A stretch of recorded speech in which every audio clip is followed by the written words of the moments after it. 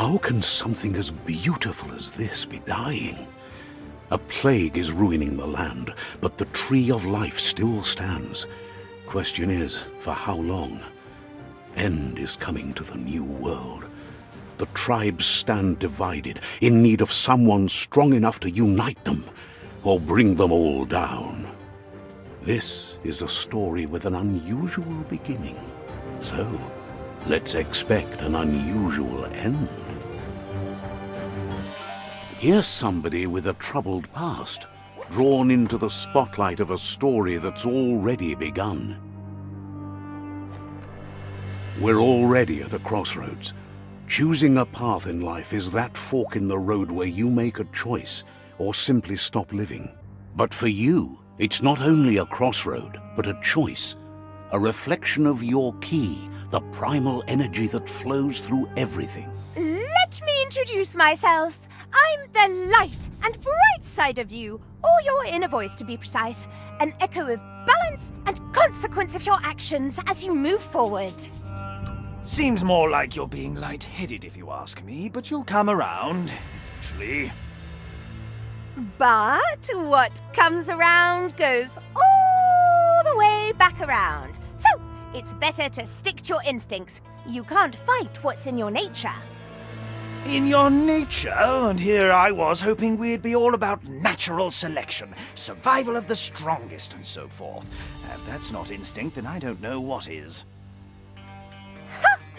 Natural selection is all about evolution and progress, and as soon as there's enough light, darkness will disappear. Stories of death and the bodies left behind. A reminder that we're at the mercy of nature and the one that preys on others. Just a few moves left. You can count.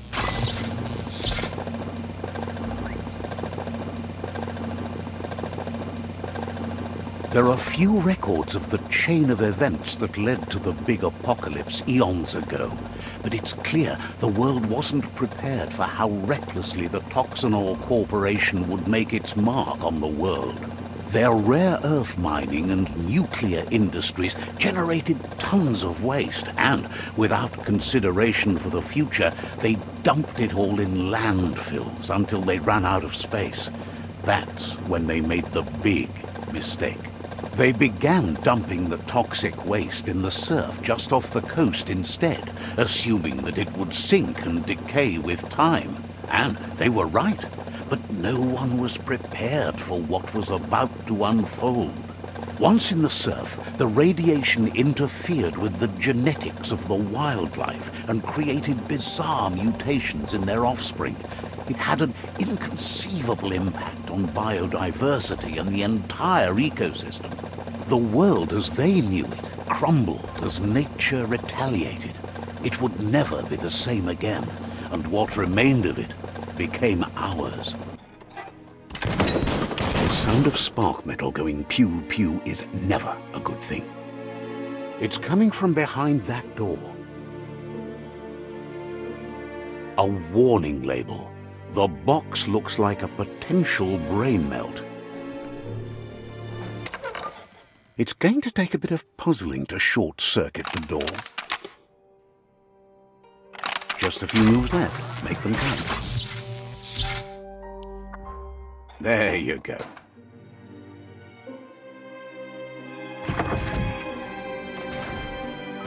The wheeled one is outnumbered. You'd better help him out.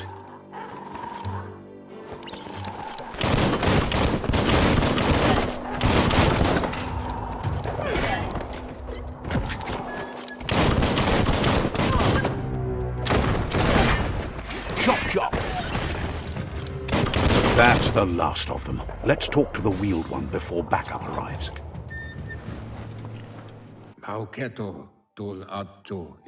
He wants to thank you for taking his side against the scavengers. He sounds familiar. You just can't figure out why. He doesn't seem surprised that you don't recognize him. You were just a child back then, the night everything changed. There have been rumors of a one-eyed Ronin seen outside the Great Wall, and he's happy to see it's true. The legend of the one-eyed child that grew up as an outcast is old and sad. The child could have been anyone, but the evil it had fled had left a mark, a facial scar to remember the past.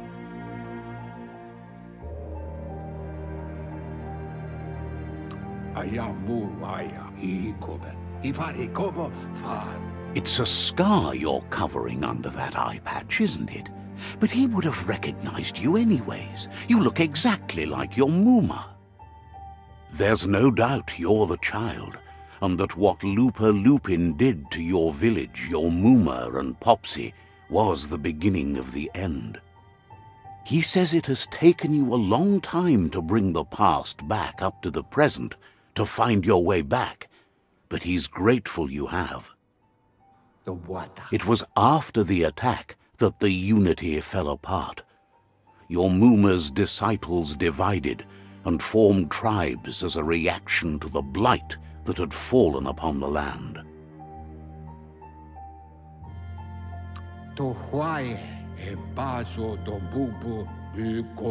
The impending threat of the World Eaters bringing down the Tree of Life is ever so close. He also worries about the Jagni tribe that's actively working for a doomsday and purging of the world. Had it not been for the Tree of Life, no one would have survived. He hopes you at least remember the tree.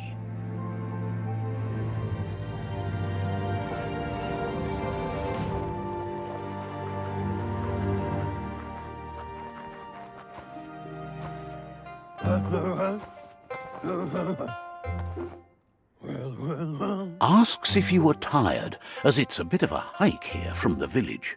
He wonders if your Muma knows you are here.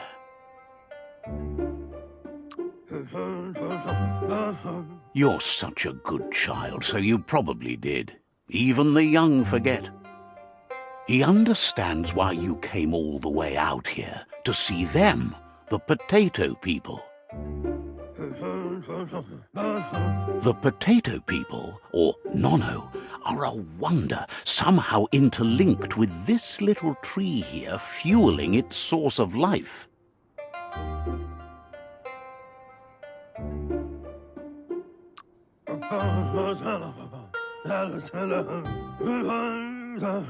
You might be right. Like potatoes, they're packed with energy, an excellent source of ki. The Nono prefer to hide in glitter grass. He says you should get over there and ruffle it. See if you can make one come out of hiding.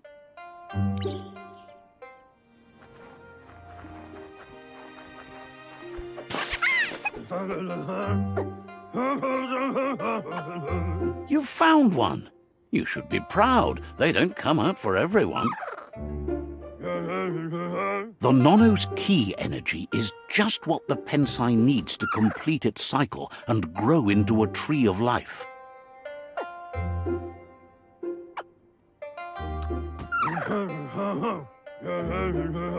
Only time will tell. At least his intention is to dedicate his life to it. He has the feeling the fate of the world depends on it. You'll need to support the tree for a long time to come. The only way it'll grow tall is with the burst of ki released from the Nono as they become one with the tree. You'll need a net to catch the Nono, and he wants you to use his, but asks you to be gentle. The Nono are sensitive beings, an embodiment of ki, the primal energy.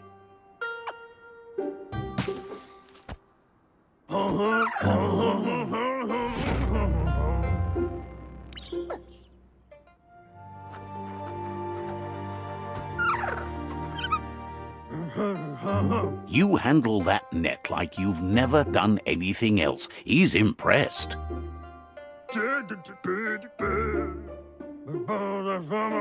He's grateful for all the help he can get. There's lots of Nono out there that need to be guided to the roots of the Pensai tree.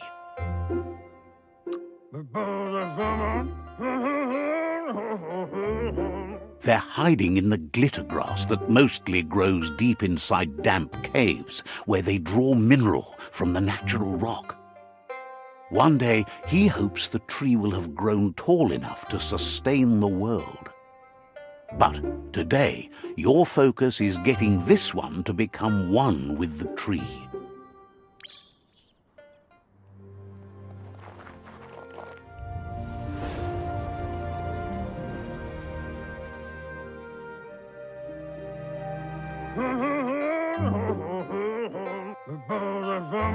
Now that you've seen the Nonno's connection with the tree with your own eyes, you have no reason to doubt. From this day on, he'll make nurturing the Pensai into a tree of life, a life goal, not only for our village's sake, but for all of us, everyone. One day, the land won't be as peaceful. Not even your Muma will be able to protect us. You can already see the effects from how reckless those before us acted, and unless something changes, we're doomed. The land won't survive the side effects of the old world's industrial advances. He says you'd better hurry back to the village before your Muma comes looking for you. You did good here today. No, she's got lots on her mind and needs rest after the raid last night on the Lupin camp with her disciples. Wonders if they let the Predator family live or not.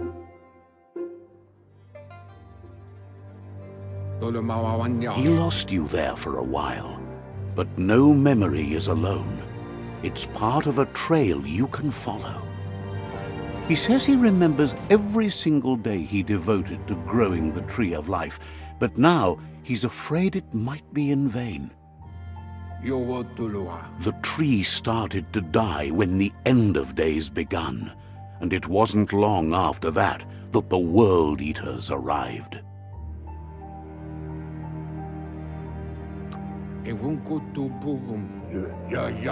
Records tell of the ruinous devastation the Toxanol Corporation inflicted on the land. The apocalypse sparked a re-evolution, the second coming, and our lineage.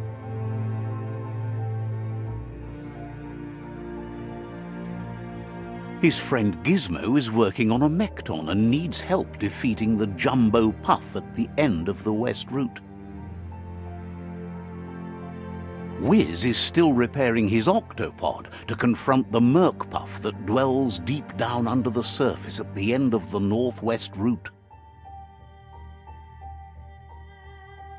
Nocco has tamed the Midget and is preparing to take on the Hoof Puff at the end of the East Route. Finally, Goop is almost done with the Goo Glide, a machine able to ride the waves of the surf all the way out to the Porky Puff at the end of the route to the southeast. Out of Date says his friends are gearing up to stop the World Eaters. There's one at the end of each route. The road ahead won't be easy, but he's counting on your support. His friends aren't strong enough to end this on their own. He wants you to understand that you'll all die if the tree isn't saved.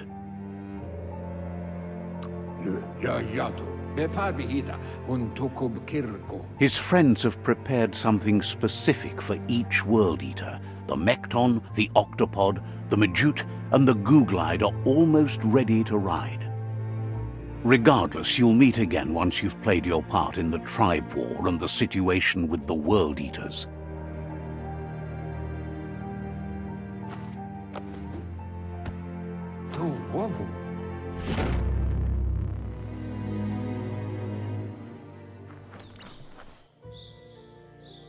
Know that the Tree of Life is dying. Its days are numbered. Without help, it can't endure the environmental change and assault from the World Eaters.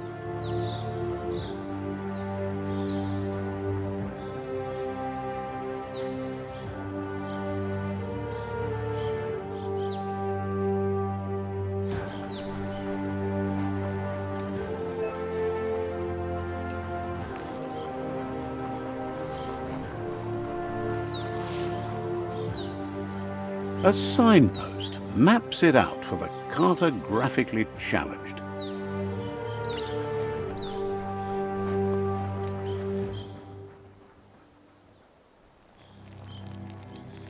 Let's see.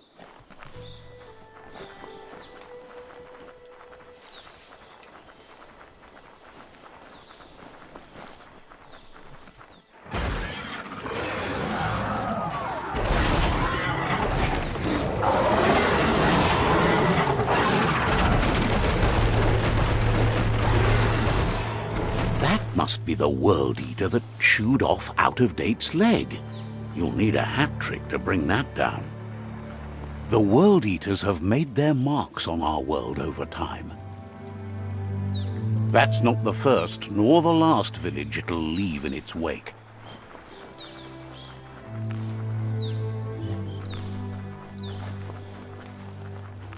Look, a survivor. Glad to see someone made it out alive.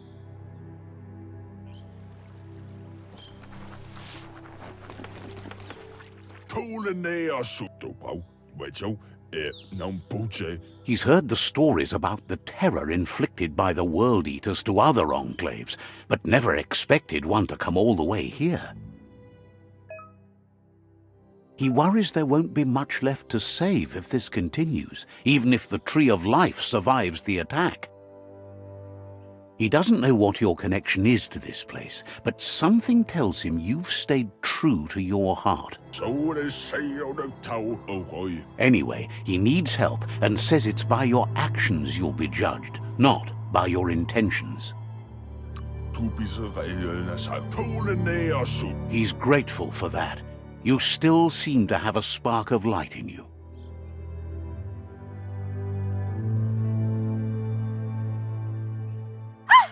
That's a spark of light in you! What's there to like about light? It hurts to look at.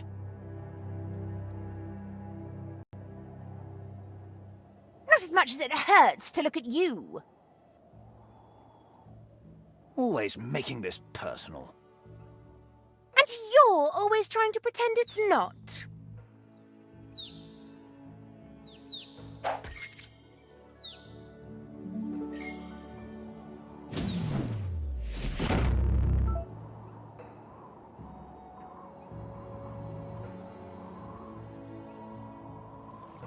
There's Out-of-Date again. He must have missed something important.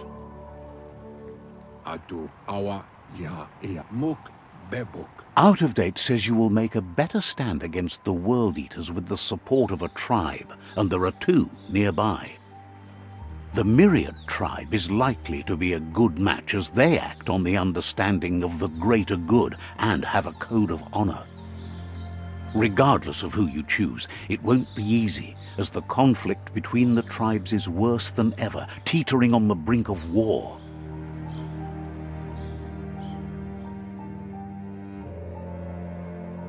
The Myriad's conviction to stop the World Eaters began when the Leviathans rose from the depths of the surf.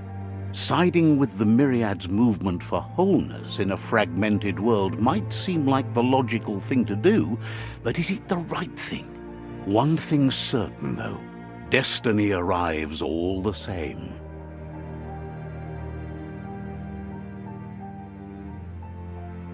The Jagni tribe only ever had one conviction: to bring balance to the world by wiping out the weak. They believe a cleansing is necessary to restore the world and want to let the World Eaters bring down the Tree of Life. But siding with Jagni isn't necessarily a bad thing. Fate will find a way. Out-of-Date says someone needs to break the stalemate and shift the balance of power to either Jagni's or Myriad's side.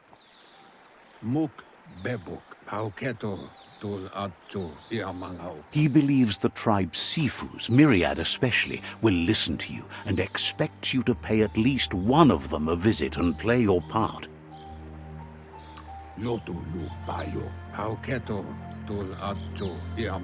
He can sense you share Myriad's view on the world. The Myriad would embrace someone willing to fight against the tyranny of the Jagni. Out of Date will be waiting for you beneath the Tree of Life if you lose track of what you need to do. Regardless, you'll meet again once you've played your part in the tribe war and the situation with the World Eaters.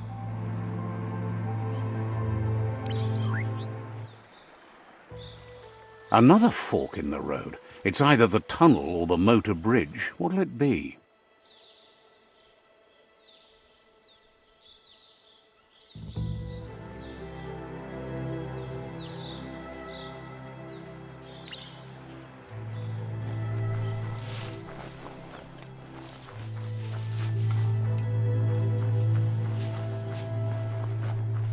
This area was beautiful before the tribe war began. Look at it now. It's a war zone.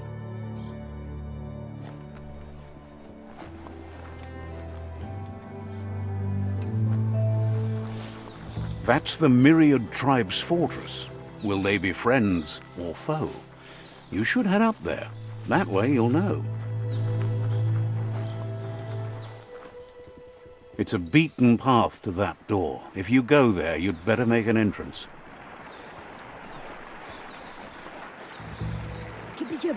Says they're wary of strangers. They're at war.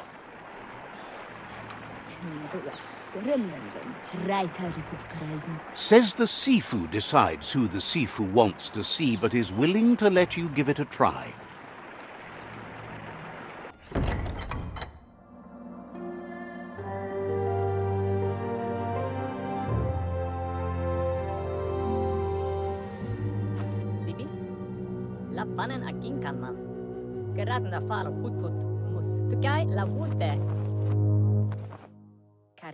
The Myriad tribe act on understanding of the greater good and a code of honor. They believe uniting the tribes is the only way to restore the peace.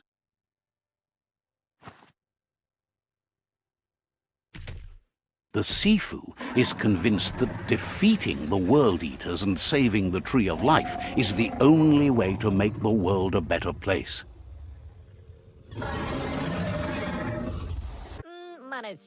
He welcomes you to the Myriad Fort and introduces himself as the tribe's Sifu. But he was hoping you'd show up.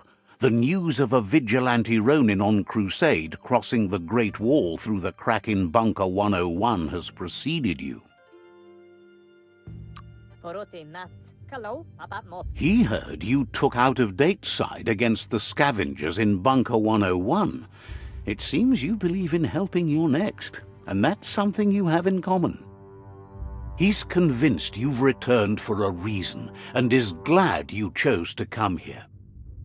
There's something about your spirit that sparks memories of you as a kidling. He can still sense you're kind-hearted. The Sifu says sometimes one memory can make another come to life. He hasn't thought about your Muma for ages, even though she taught him a lot. He was one of the original Wang Fu disciples.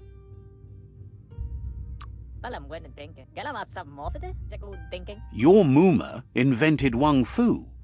Originally, it consisted of unarmed combat and the 6 weapons: the boomerang, the shuriken, the bow, the staff, the nunchuk, and the hook and chain.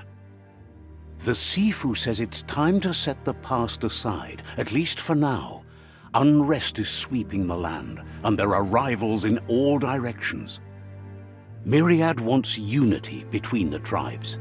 Their goal is understanding of the greater good and establishing a code of honor. If you believe there's some good in everyone, there's still hope for tomorrow. You'll unite the tribes and defeat the World Eaters to save the Tree of Life.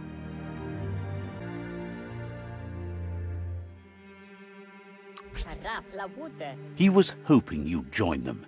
You understand that there's no harm in doing good to others. The Sifu was waiting for something to tip the balance in their favor, and with you by their side, he's confident you can unite the other tribes. The one you should coerce first is the Jagni tribe.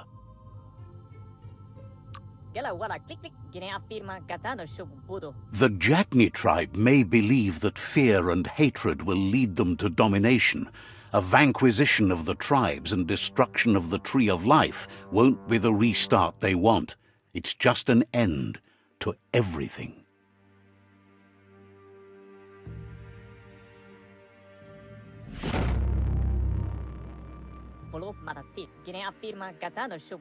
Their kin have run out of options and found themselves backed into a corner. Even those who desire peace have been forced to prepare for war.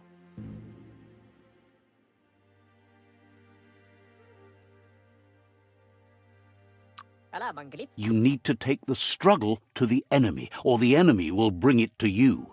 When survival is threatened, there's no other option left but war. He wants you to focus. These are the new rival outposts your tribe needs to take control of.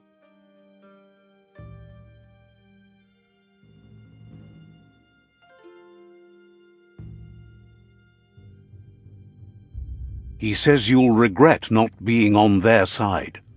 The only way you'll learn their secrets, Wung Fu and the tribe weapon now, is if you defeat him. And that will never happen. You both have gentle minds, so they want to wage a gentle war. A war that bonds as much as it breaks. Tells you not to be afraid. Your fate cannot be taken from you. Claim the rival outposts and earn the right to wield the tribe weapon. Once you've dealt with the rivals' outposts, you'll challenge their Sifu to unite their tribe with yours and let your kin share land again. They passed the point of no return as their words lost power and see no other way forward than using violence to combat violence. Seeing you brings back his memories of the old village. Myriad wants unity between the tribes. Their goal is understanding of the greater good and establishing a code of honor. He remembers your kind and unselfish soul and can sense you still have it in you, the will to do good. Anyway, the memories you make with your family are strong and can sometimes come to life. Passing the old village on your way to the first rival outpost might help. He can't blame you for not remembering, but he can sense the stillness of something lost.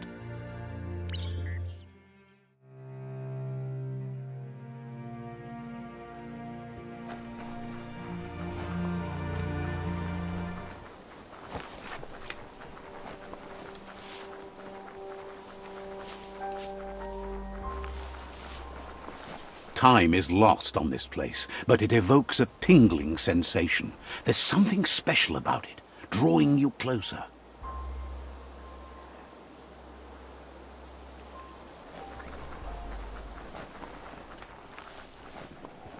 As time passes, memories fade, and sometimes feelings change. It's not about who you were, it's about who you'll become. This story is far from over. Echoes of a long-lost past, like whispers in the wind.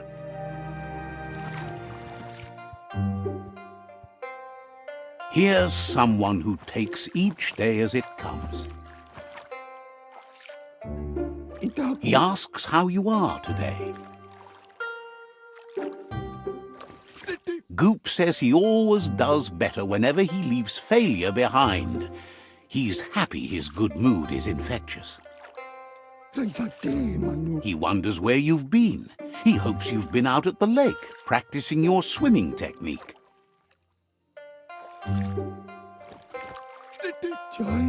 He understands Wung Fu is hard. That's why your Muma only has 6 disciples. Doing just one thing helps you get more done in less time.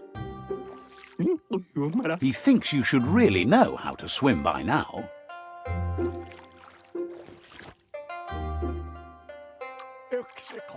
And he'll be honored.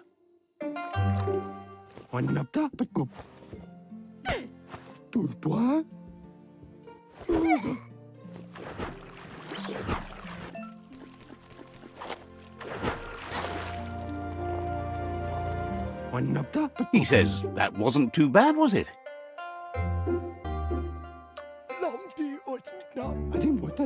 At least you learned that you'll drown if you don't swim. But you need practice, lots of practice.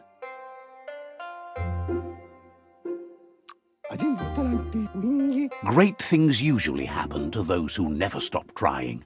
He hopes you'll be one of them. You just need more time in the surf. That's the only way you'll ever learn how to swim. You can never try too hard. Judging by your Mooma's look, it seems you forgot something. You promised you'd train with her before the sun goes down. It's time to go.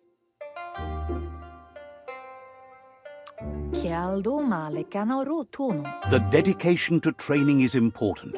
You can't rely solely on the fact that Wang Fu is in your blood. You should know, practice makes perfect.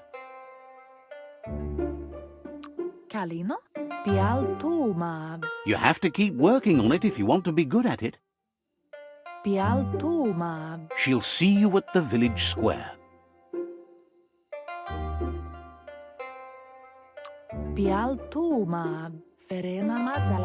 She says that's good. With a passion for learning, you'll never cease to grow.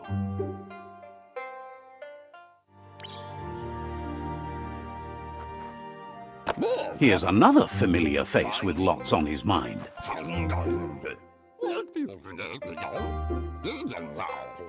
Asks how you're feeling today.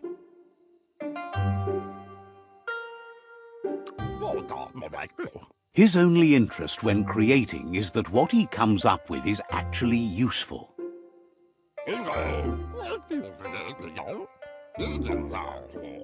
He was hoping you could help him pick up some scrap for a thingamajig he's working on.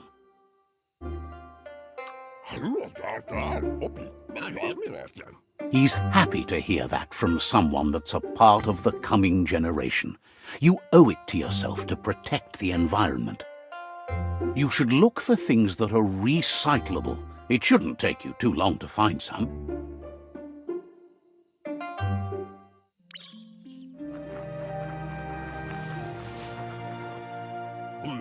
He wonders what usefulness you found.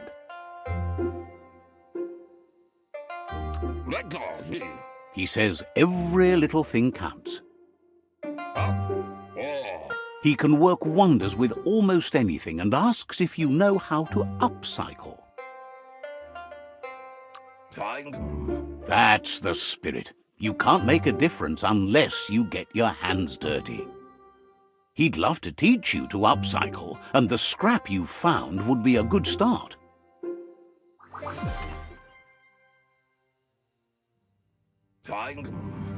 You did well, but he can't help but wonder why you decided to craft a weapon.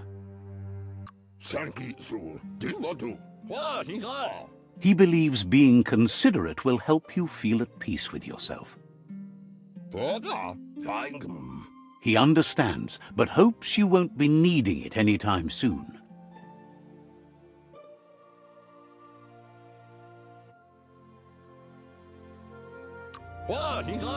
He thinks mastering the 6 weapon styles of Wang Fu is more than enough for anyone. He's looking forward to seeing what you'll make next. It seems you have a talent for this. It looks like she's starting to lose her patience. You know she doesn't like waiting for you. She wants to see you on the village square right away.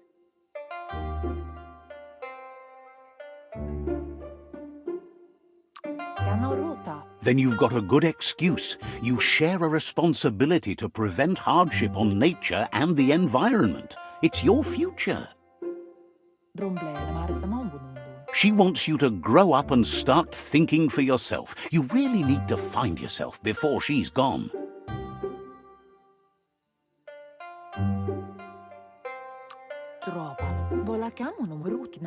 She won't live forever, you know that. But she intends to make the most of every day she gets, especially the ones you share together. You've always followed your own path, but this time she needs you to follow her.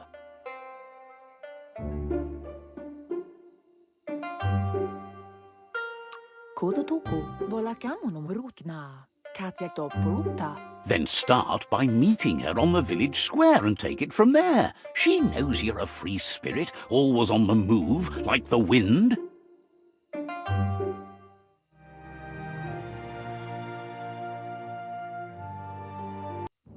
They look determined. Better watch out.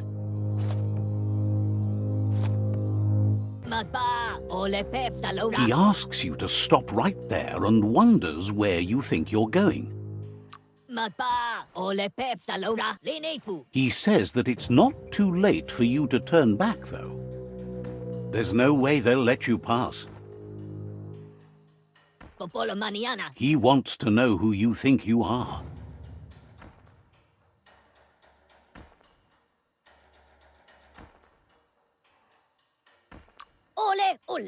You'll have to face pain at some point. He offers to help you get it over with.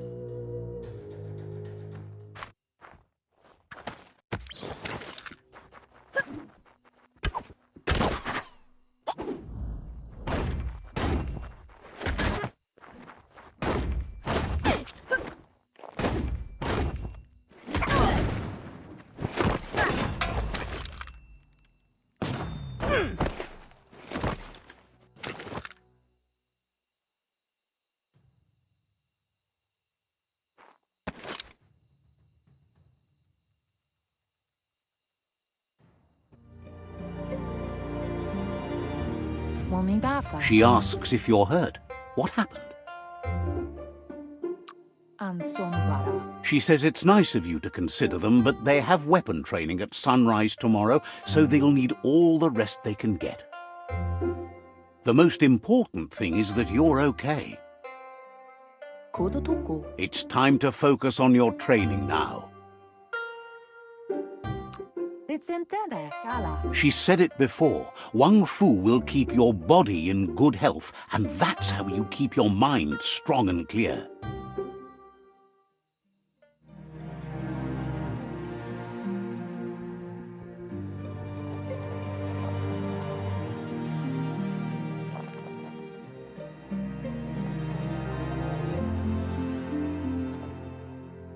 Here's someone close to heart, doing what he does best. Seeing you always puts a smile on your Popsy's face. He wants to know how you're feeling. Training with Muma will make you feel better. It always does. He asks if you could help him too before you leave for training.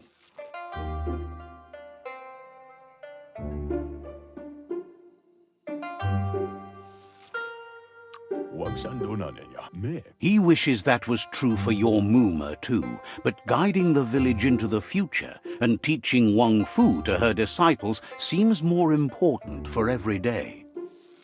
He suggests you get going and find him gadgets and ideas for how you can upcycle some old fabrics.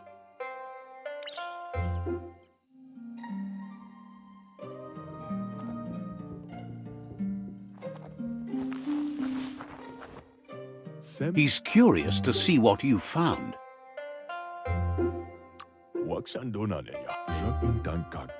He's all for renewal and has even considered making the trip out into the wilds to look for a bionucleus pool and refresh his DNA. He can work wonders with pretty much anything and asks if you know how to upcycle. Thinks some are and some aren't. One thing's for sure, though, your Muma thinks it all takes up too much space in the house. He says it's about time you learned how and offers to teach you, starting with the scrap you found.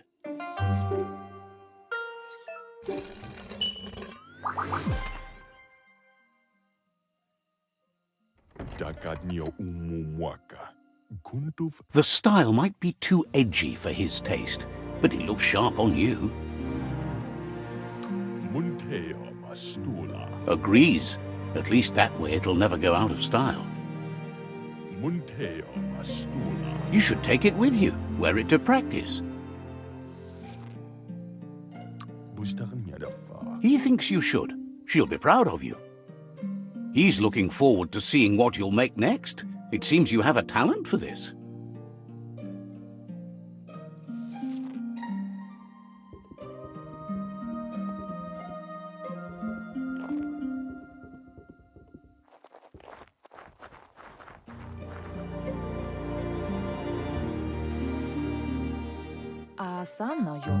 Your Muma says it's about time you got here.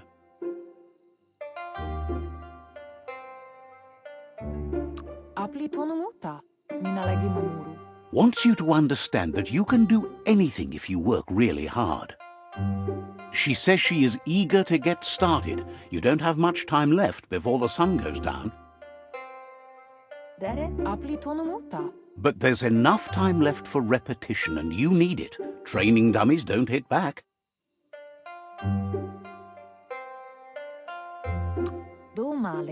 Wants you to prove that with some practice first.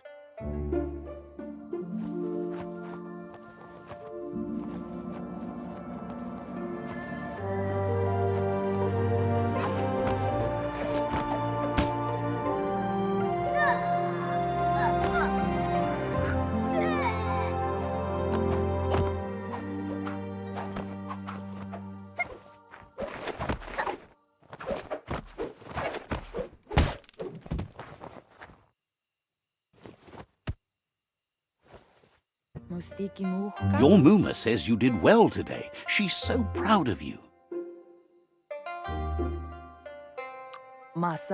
Thanks you for being such a good student. Been working on a present for you, with the help of Gizmo and Wiz.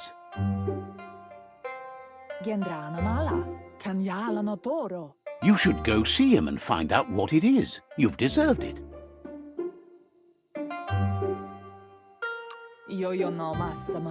Says he's always thought so well of you, just like her.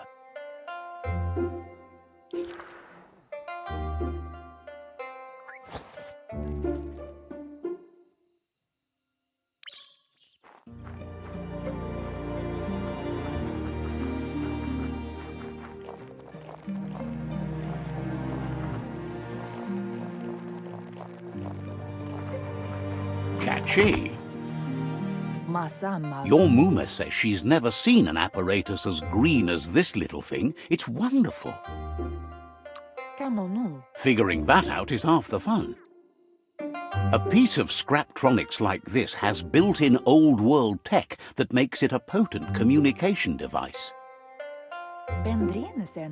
It's called an automaton, and it's hardwired to your DNA. It'll follow wherever you go and see whatever you see.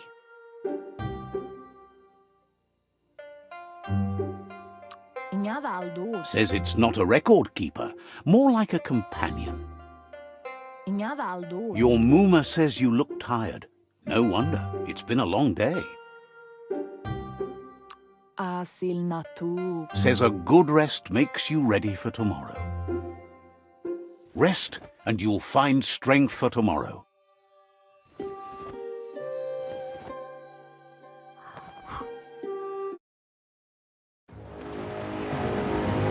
Nothing could stop Lupin from setting the world on fire.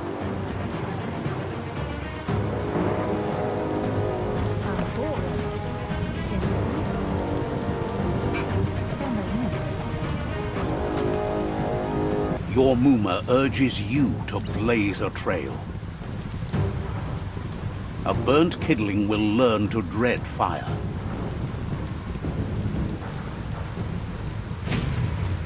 Give it a last burst and you'll make it.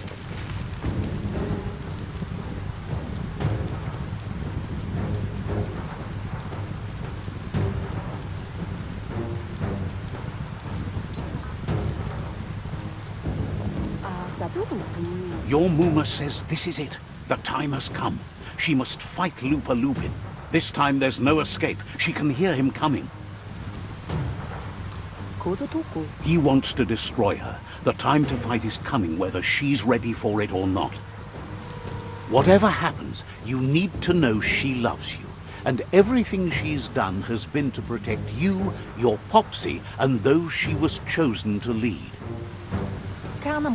She tells you to stay back. This is her fight. It has nothing to do with you. History has finally caught up with her.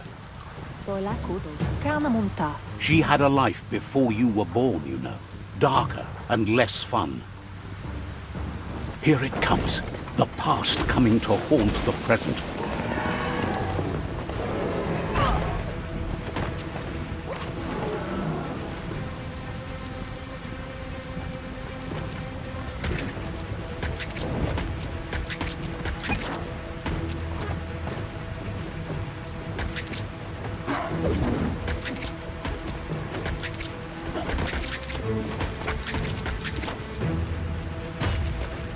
You must go through fire and water to make it out of here.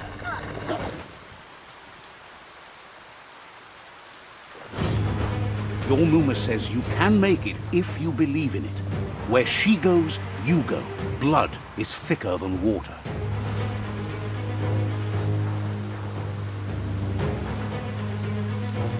You're in deep surf.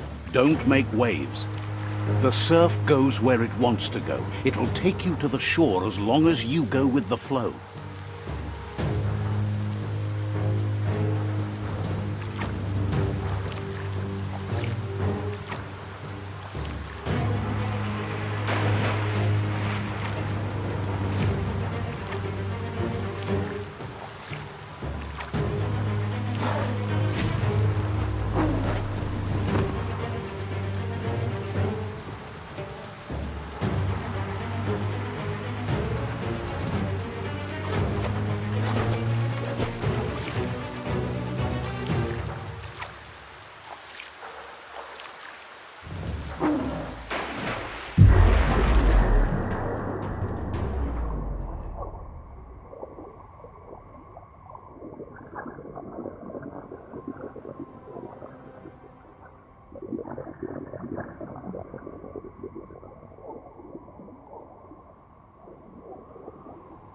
Death is not to be feared by one who has lived life with a pure heart.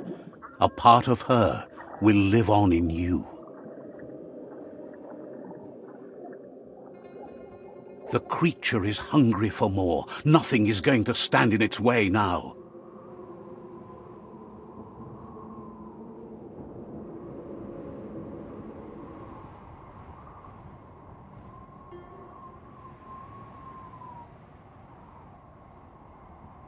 If a sacrifice is made for someone else, it's not lost, but passed on to the next.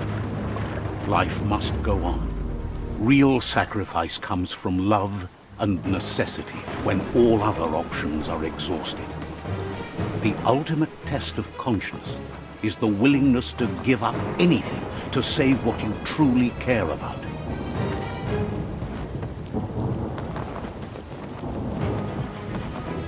What you do for yourself dies with you.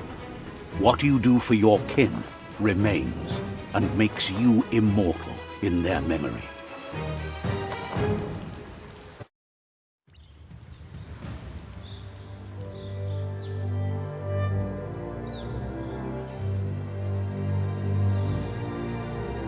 As the moment fades and is lost, the only thing that remains is loneliness.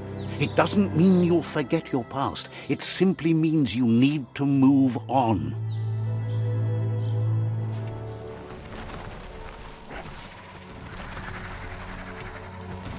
The tribe's caught a fluffy hog. Better watch out, it's no pet.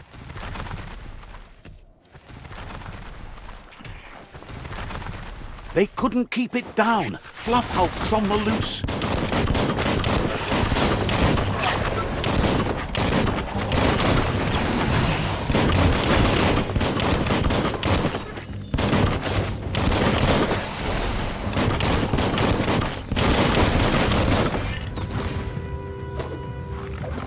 Who could stand against that?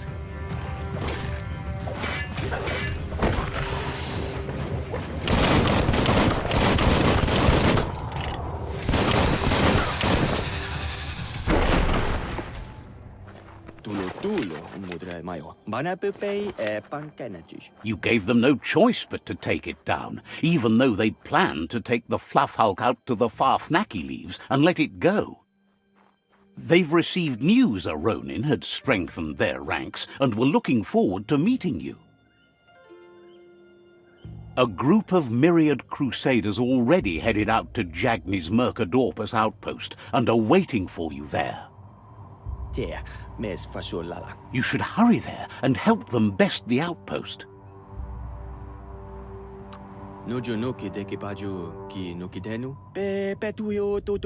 The Myriad tribe is prepared to fight to the death for souls that will be forever lost if not saved.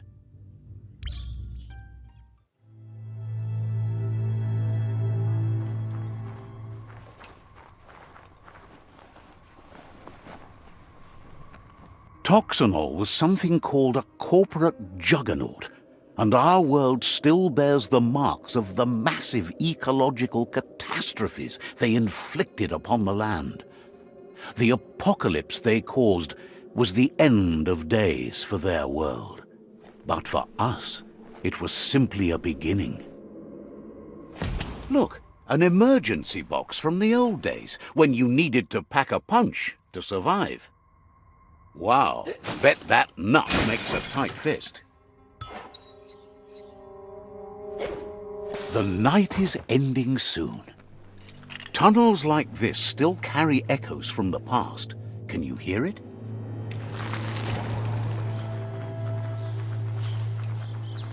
You found the whereabouts, the deepest, darkest forest in the land, sometimes hard to see for all the trees.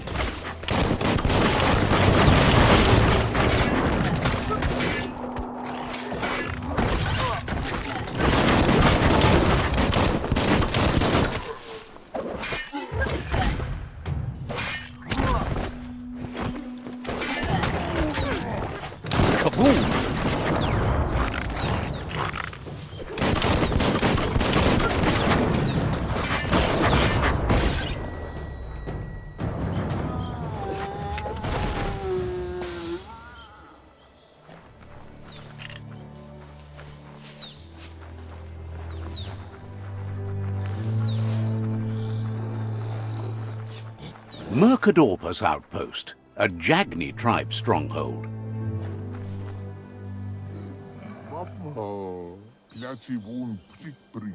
Says it's time to set the outpost free.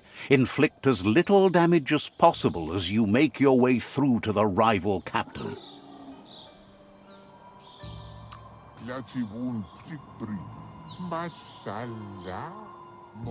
Clarifies that rigging the odds in your favor in preparation of the takeover is one thing, but collateral damage is another.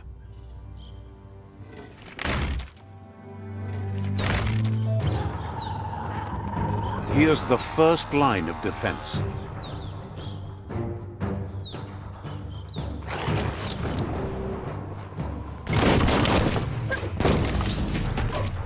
That hit the spot, wrecked it.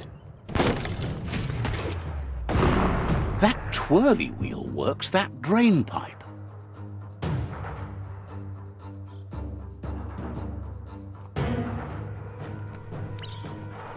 Spin the twirly wheel and open that drain.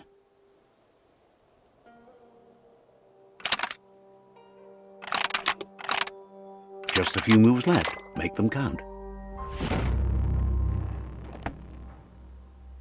Everything's clocking together.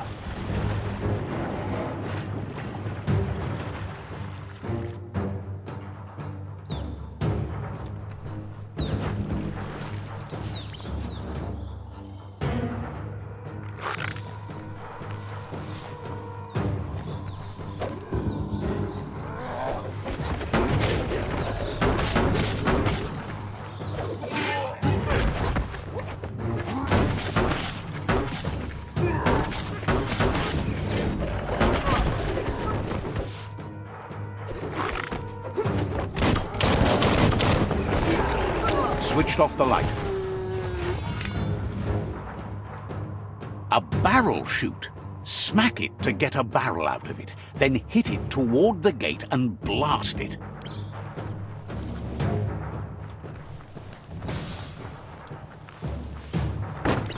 That looks splody.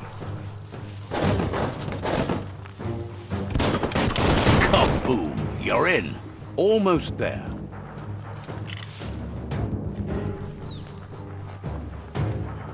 The outpost belongs to your tribe now.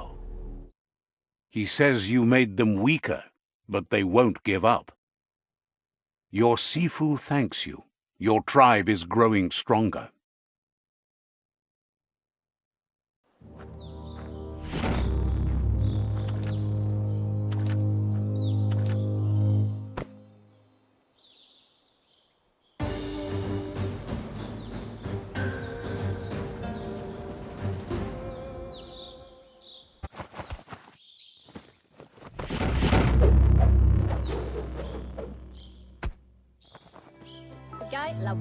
Says you did a great job capturing the outpost. You've earned the privilege of carrying the tribe's weapon. Figures the honor belongs to the tribe, too. Out of Date says he's doing his best to keep up, but from what he can tell, it seems you're making progress with the tribe conflict. He had a feeling you'd get along with the Myriad tribe, but it remains to be seen what the future holds for your alliance. You seem to share the same values as the Myriad tribe. You both have the same optimistic outlook on life, at least for now. But Out of Date emphasizes that solving the tribe conflict won't matter unless you help make a stand against the World Eaters.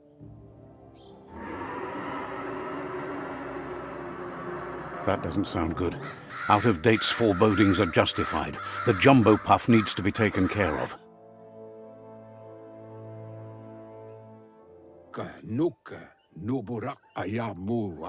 He says the time has come to confront the jumbo puff at the end of the west route. Gizmo is working on making his Mekton strong enough to endure the oxygen-deprived dead zone all the way out to the World Eater.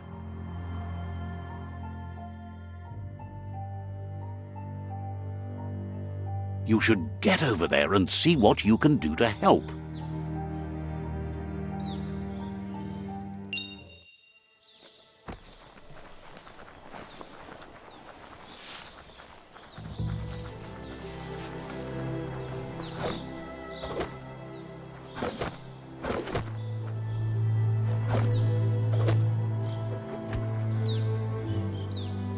That's a gnote.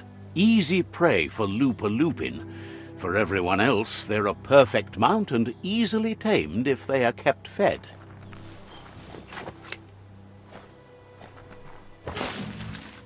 The sky is as bright as it's going to be.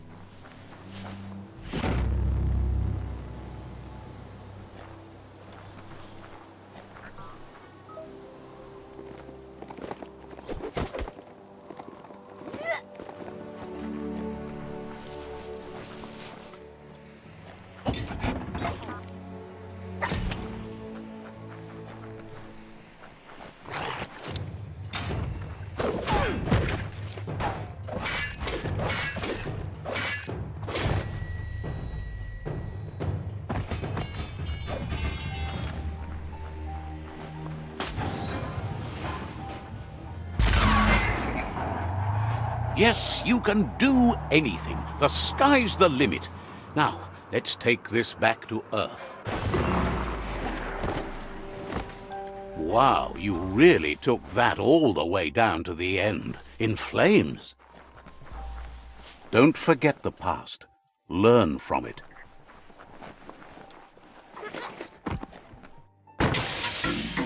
Handy. It's a wonder some of these up and downs still work. Guess they built machines better in the past.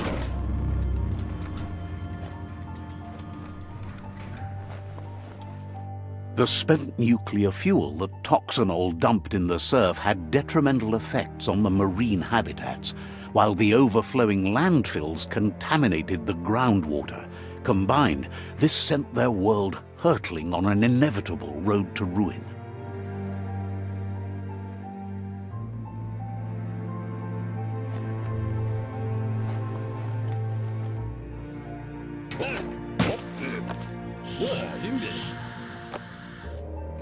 I need to brush up on my Wando, but I have a feeling he believes it was you that caused the bang at the yard. Oh, and he says he knows you. You used to call him Gizmo. He gave you the oil-greased hands when he taught you how to upcycle. Gizmo remembers you as a nice kidling, and he can still sense the warmth of your good heart. But Gizmo says how you experience a memory can be different.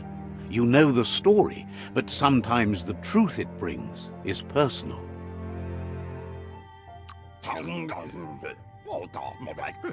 It carries so much hate, and its insatiable hunger has only increased over the years since it claimed revenge on your parents. Gizmo says he also has re-memories from the long gone, but unlike you, he doesn't think of the past, for it's gone. He understands history made Loopalupin a big part of your past, your present, and soon, your future. You still believe there's some good in everyone. You still have hope for tomorrow.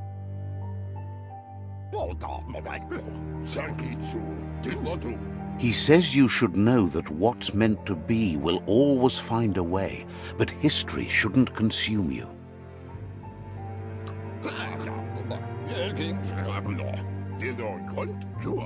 Gizmo encourages that. You should forgive, but never forget. It'll provide some comfort to your soul and keep the memory of lost loved ones in your heart. Fan that flame! Beat out that spark before it starts. It was so young, so fragile. It had so much to give. Better to take it down now while you still can. Fire catches. Eventually.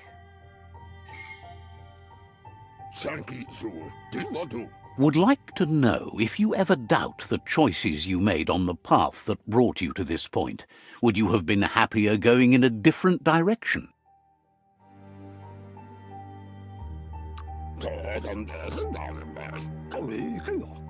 Figures you're either a rare person or a good liar. Maybe both. Would like to know if you ever doubt the choices you made on the path that brought you to this point. Would you have been happier going in a different direction? Supposes that's all any of us can do. Grateful to you for coming back and doing your best to change things. You were the only chance they had.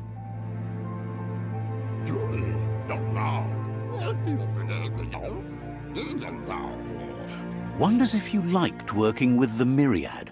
They always seemed so centered and so seeking.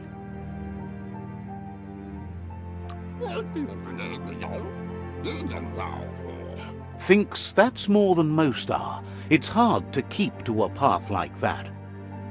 But that's not important now. Gizmo says it's taken a long time to bring the past up to the present, and where you go from here is up to you. You need to set the past aside, at least for now. He can't leave the underyard as he has no protection against the vacuum in the dead zone, so you need to salvage scrap to upcycle the Mekton, starting with the old crate outside. You should return when you've retrieved the scrap. There's no time to waste if you want to make the Mekton strong enough to fight the Jumbo Puff.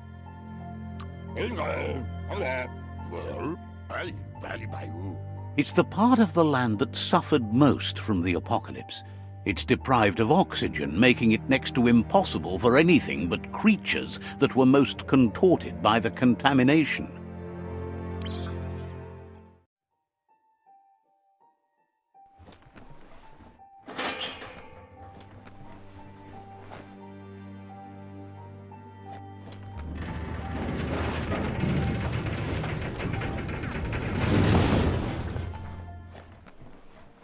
There's short of breath and death to this zone. Better take care. He who half breathes, half lives.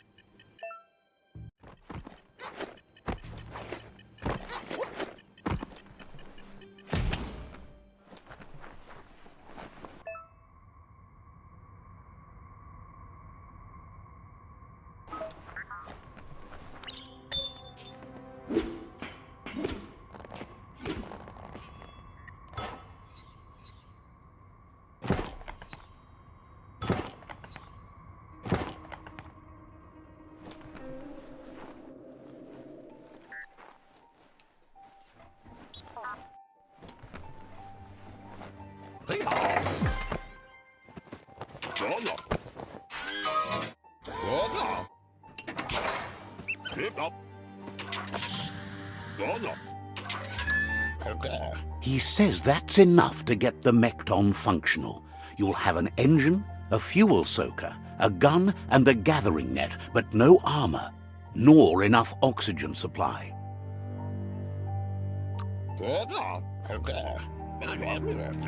He made a suction device so the Mekton can use the black tar as an instant refuel. You can also use it to clear oily goo puddles, so you can pass and access hard-to-get-to areas. He's been working on another project for the Mekton, a cannon, but it needs ammunition, and by that he means the scripts. He says if they're trained right, they'll turn into a distraction for the Jumbo Puff. The best way to find scripts is to go talk to Moog. He knows the ins and outs of every breathing thing left alive after the apocalypse. Unfortunately, this means you'll have to venture farther out into the dead zone than Moog's camp on the steep depot. Once you find Moog, he'll be able to give you directions to where you'll find scripts. It's a little feisty and tough critter, a perfect fit for a live ammunition, if you ask him.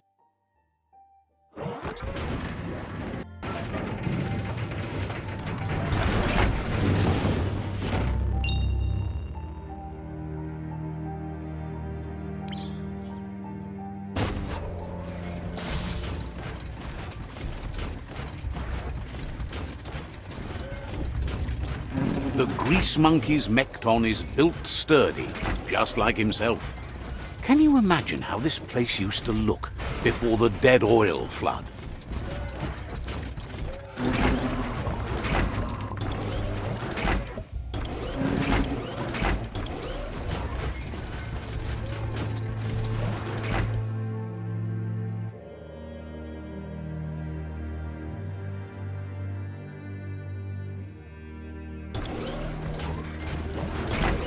That over there is Steepo Deepo, the cliffside that Moog hangs on to.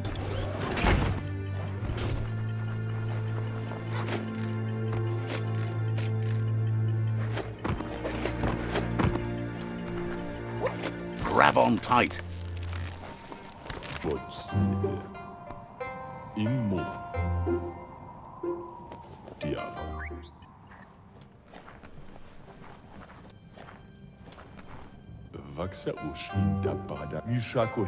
This one's impressed to see you out here. He figured you'd be dead by now. Not many are as tough and clever as you must be. Claims he goes after the most dangerous game, huge monsters.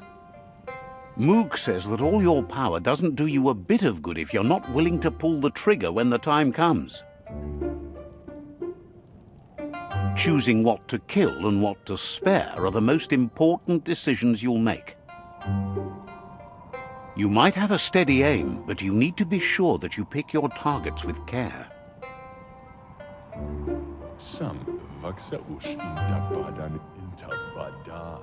It's hard to make those life or death decisions for others, but someone's got to do it. Otherwise, they'll do it themselves, and you know they'll miss.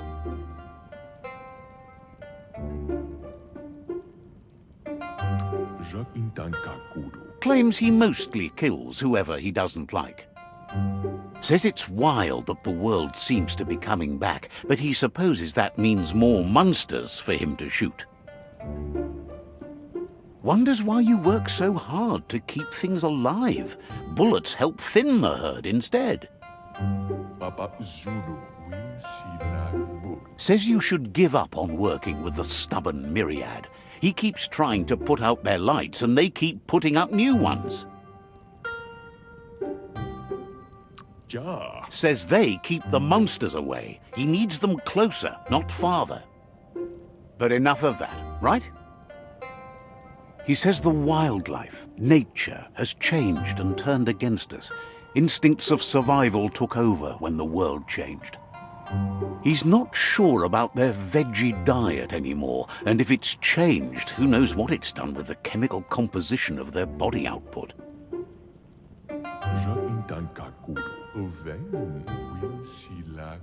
Right now, though, he feels he's come to a point where he's got a pretty clear idea on the whereabouts of monsters, both tall and short.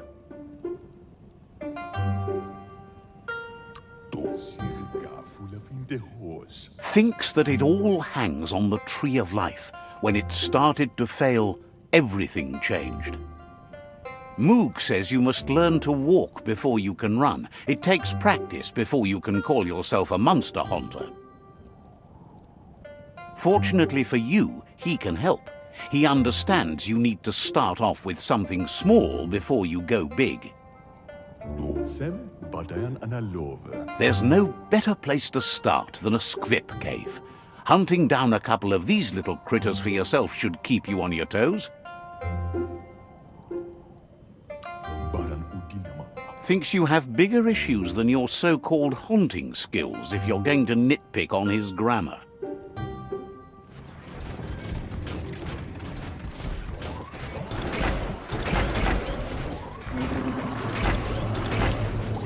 Wait, it's the script hole-up.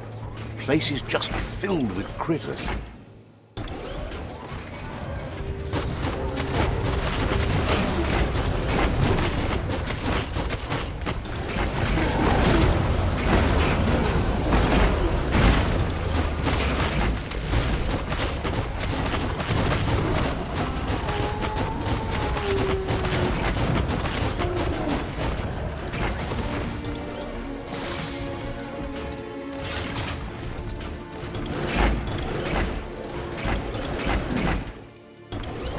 Time to walk on your own legs. That's just nasty. Biohazards make you puke.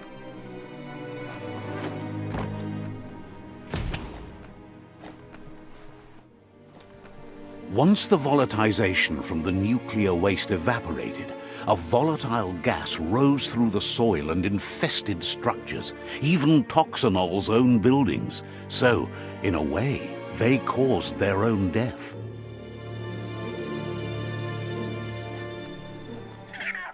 Stuck with you now.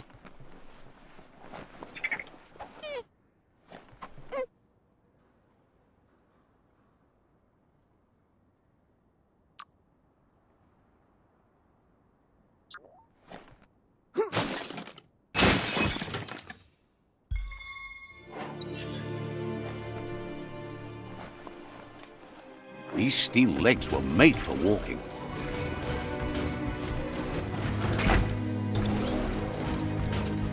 The air's too thin here.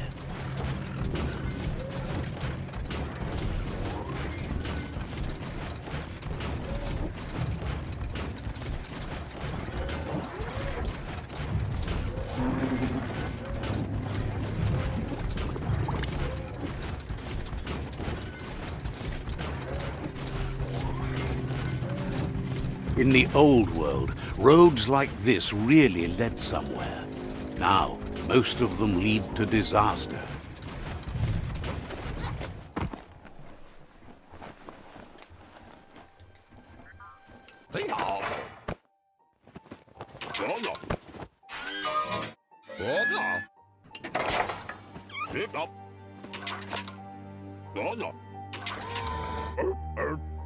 He says that's enough scripts to sustain the Mekton's claw crane cannon with infinite ammunition. Well done. That's the special weapon he made to store the scripts in the Mekton. It will be strong enough to launch them at the Jumbo Puff. Gizmo's made vehicles before to confront the Jumbo Puff himself, but failed. But this time, it's different. The Mekton will be strong enough to do the job.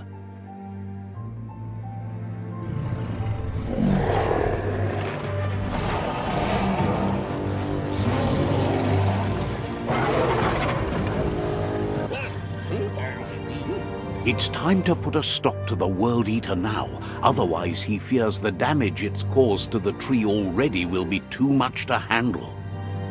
He asks you to not even think about taking on the Jumbo Puff on foot. You'll need the Mekton to do the job, take his word for it.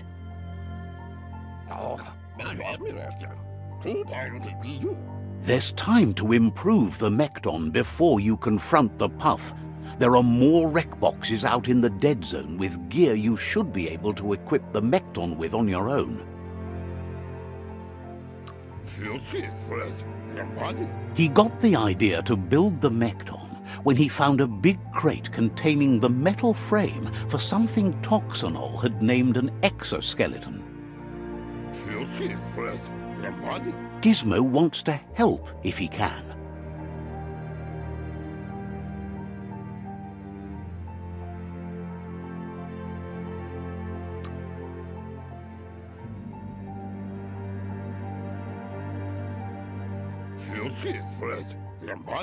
To stop the Jumbo Puff is going to take a real hero.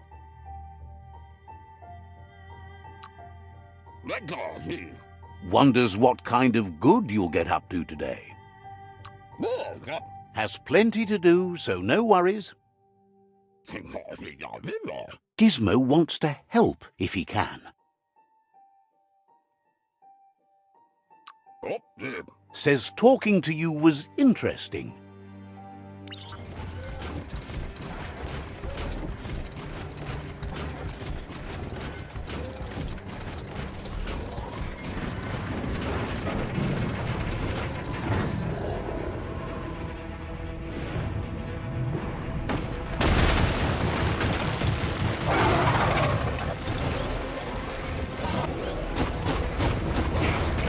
That's a Jumbo Puff with an appetite. Ain't no fuss.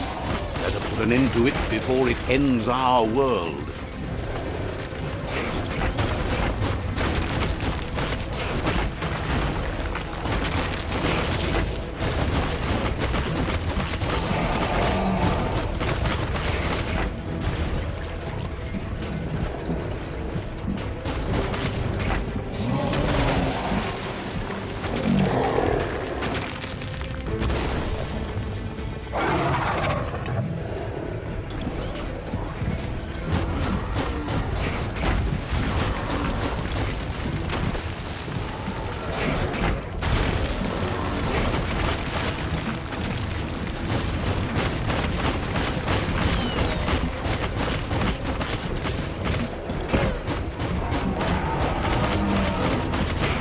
Uh-oh, the Jumbo Puff is kicking it up a notch. It's time for an electric performance.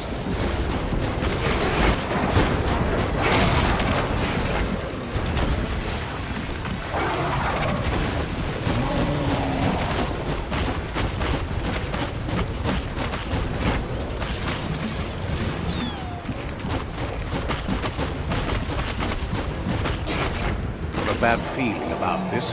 It goes all the way down to the stomach.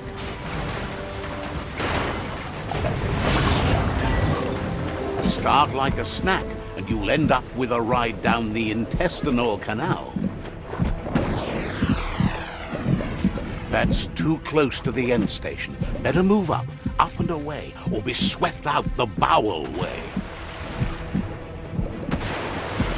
Better pumped out than flushed down. Don't let it happen again. See, it's what's on the inside that counts. That meaty Taurus is already offbeat. End it. Wow, what a super-sized wormwing. That must be as big as they come. The Taurus is pumping at half a beat. You know what? Who would have guessed it would go down with a throw-up? Can it really get any better than that?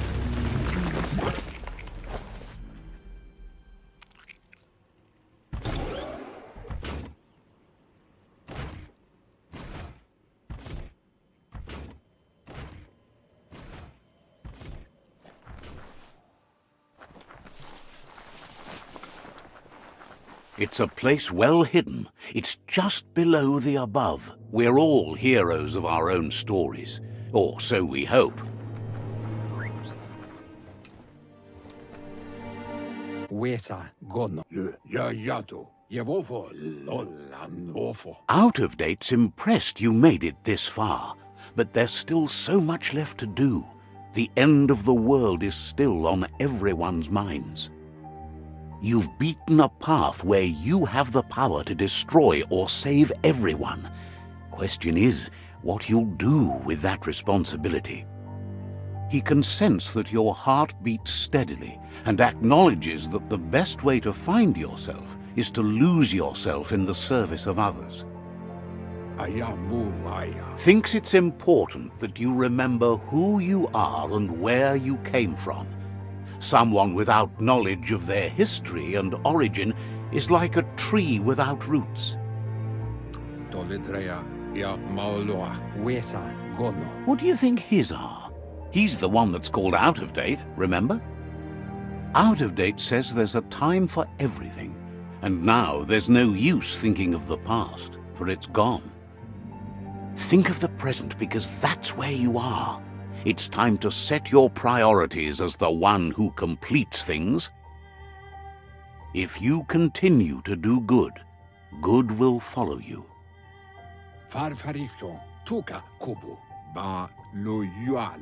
If the world really does end, there won't be anywhere to run. So he's prepared for the worst, something he calls the Ark.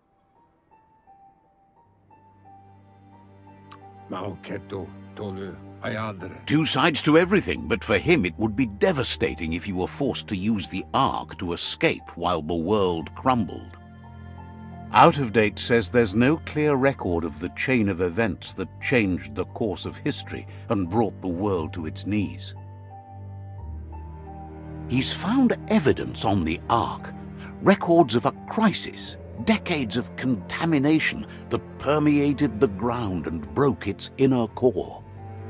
The contamination disrupted what we now know as key energy, the life force that runs through all things, living and inanimate.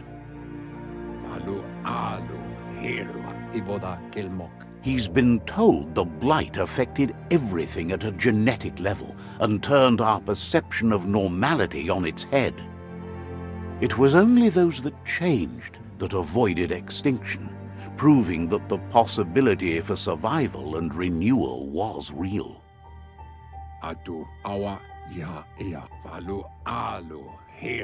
He understands you are curious about the ship at the foot of the tree.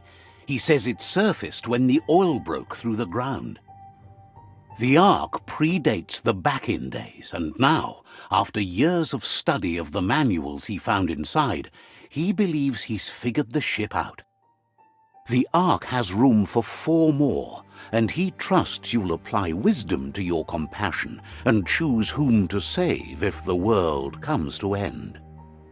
He'll keep the seats open, and you are free to invite up to 4 others to join you in the Ark in the event of a cataclysm.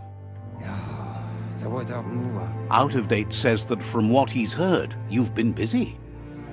He says he appreciates what you've done so far, but unfortunately he's got urgent news from his friend Goop in the southeast. Out of Date says that even though he's unsure about your intentions, he hopes you'll support Goop. He says he'll point you in the right direction, but finding Goop and making sure he gets what he needs is up to you.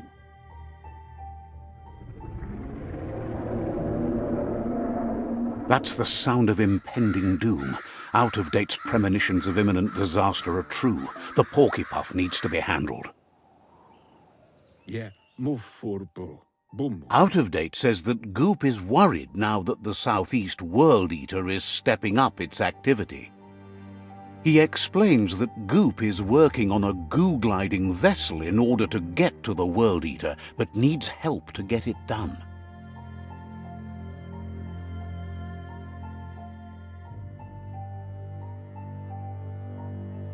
Out of Date suggests that you should head southeast as fast as possible and see what you can do to help.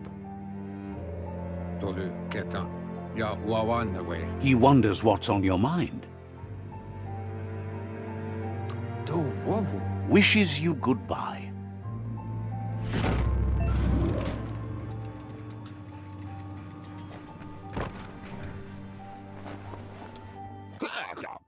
Dulu, Jovo, Yulo. He's helped Out of Date to get the Ark hardware restored. There's just some wiring left to do before the vessel's ready for takeoff. He just needs to reroute the excessive high spark to run through the proper plug in the system so it won't break the path if it blows. Gizmo isn't sure you'll need to make use of the Ark, though. It looks like your efforts to save the tree and the world are paying off. He knows your good-hearted nature means you won't leave him behind, but you need to work on yourself if he's going to be isolated with you in the Ark. There are things you don't see eye to eye on. It's not that he doesn't care about others, but the fact that the Ark only has 4 extra seats means you have to be picky when choosing company. So, what we have here is an opportunity to help your next. There's a seat open on the Ark should you want to offer it as a gesture of appreciation. A conscious choice to be alone means you won't miss anyone. The thing we're really missing here is someone with compassion. You just seem to have passion for yourself. The world would be a better place if we were left alone to handle it. Then we'd only have to talk to ourselves, and that's how you get the good answers. Well, anyone in their right mind would agree you're better off on your own. Let's hope the Ark carries you all the way there.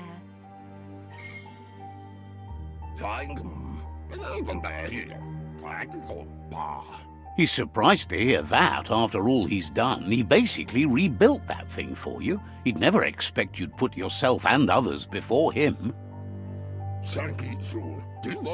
Gizmo will always make time for you. Says goodbye to you.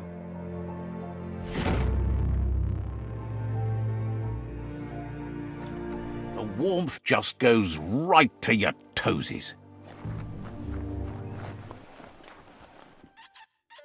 Yangu. Ajitawa. Gulpo ain't the easiest tongue, but I think he says he's happy to see a friendly face. Not too many of those around these days. Says it's good to see you again. He's Goop. You might remember him from the old days when he tried to teach you how to swim. Goop says you were always so righteous as a child, and he can still feel it, even at a distance. Goop says memories fade surprisingly fast. We are all pieces of what we remember. It's only together we can remember the story as it was.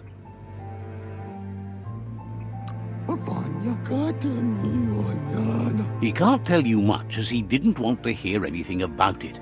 He can't understand how someone could be so vicious, even though he knows there are reasons behind it.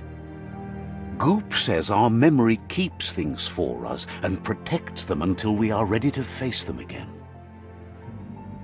He understands you've returned to face Lupin. That's the destiny you've been carrying within yourself all these years. He says that the catastrophe back then didn't vanquish the good in you. It's still there, as bright as when you were a child. Now the time has come for you to remember and act. Your life is your life, not the story you're told about it.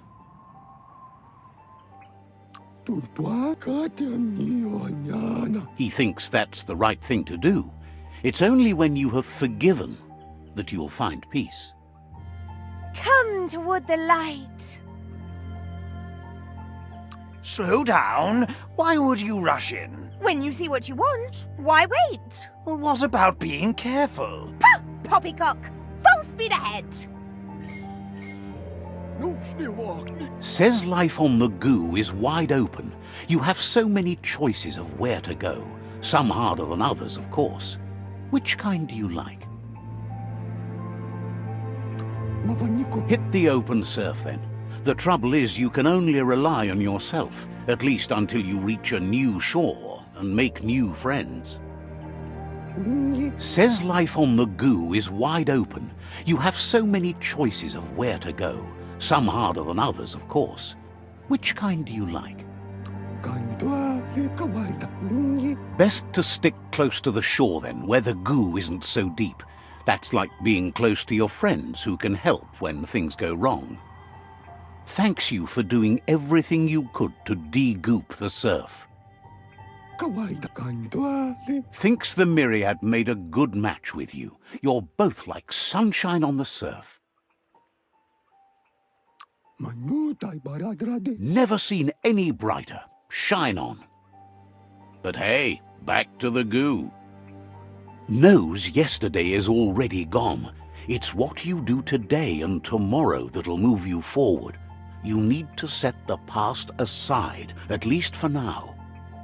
He can't leave the Subnautica station, as the pollution has worn down the insulation of his suit, so you must salvage enough scrap to fix up his goo glide, starting with the old wreck box outside. You should return when you've retrieved the scrap. There's no time to waste if you want to make the goo glide strong enough to fight the Porky Puff.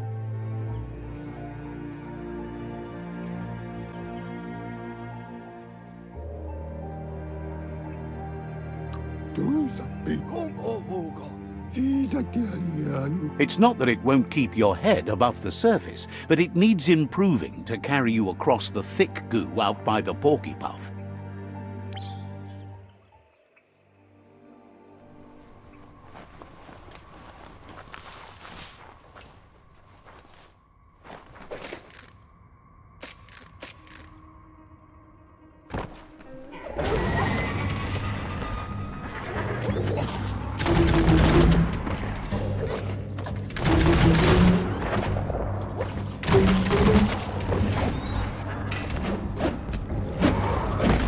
Close encounter.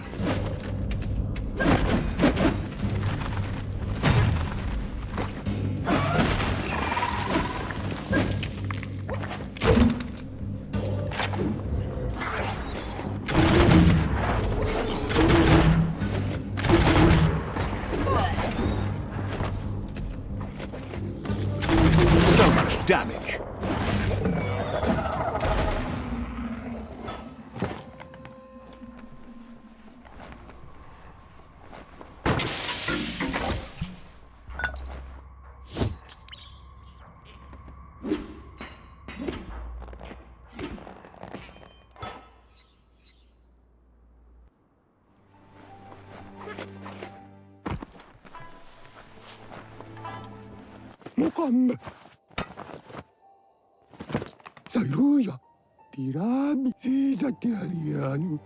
He's got the goo glide functional. You'll have a pull hook and a salvage net, but no armor, and an engine strong enough to break through the thick goo further out.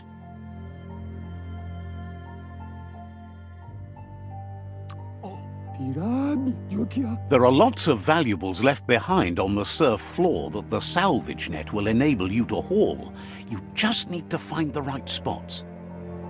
Goop says Gizmo's devised a cannon for the goo glide, but instead of bullets, it flips quacks, squeaky distractions for the triple attentive Porky Puff, which will give you time to get yourself in position.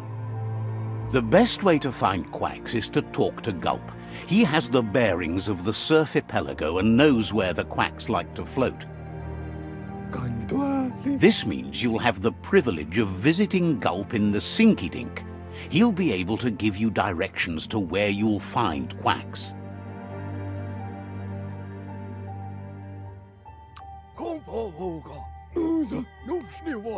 He only knows what's visible to the naked eye.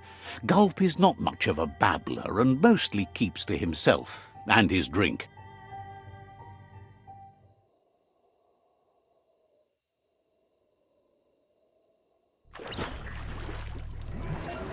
Welcome to the surf archipelago. where the horizon rests on the surfy goo.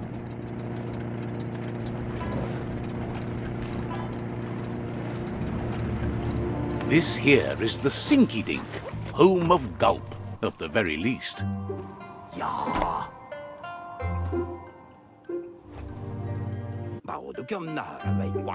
He's pretty sure he's heard of you before, although the details are maybe a little hazy.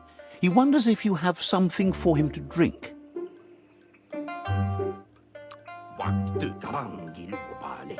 Points out that he's hungry too, but always thirsty for more.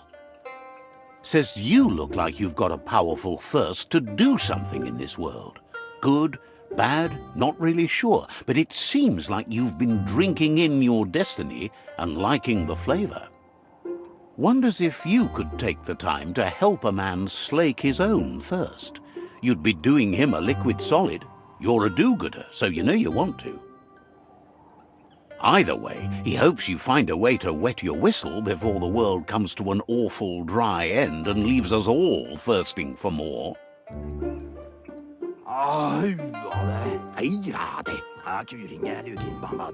Says life's like a mystery drink. Sometimes it's amazing, and sometimes it's awful. But either way, you can't stop drinking till you're dead. Sure, but that's nowhere near as quick and easy. Who wants to stop to chew? Wants to raise a glass to you getting the world fixed up a bit. Respects how you always try to help, no matter that the world's fate is hard to swallow. Sees why you joined up with the Myriad. They like a peaceful drink, just like you. Says he sells them drinks. They mostly suck them down on their own. But who cares about them? Says you'd be as bummed out as him if you came for the hot stuff, the Glugmocker, Nimhimbibble, and his favourite radium syrup. That one's even more intoxicating now, aged in truck tankers and all. Without a drink, and radium syrup especially, he can't move, much less think, as the power of his mind is directly proportioned to the quantity of syrup he swigs.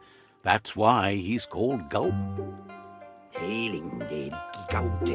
The drink helps him forget the state the world is in, but it only lasts until tomorrow. The world is still doomed, even if the sun goes up.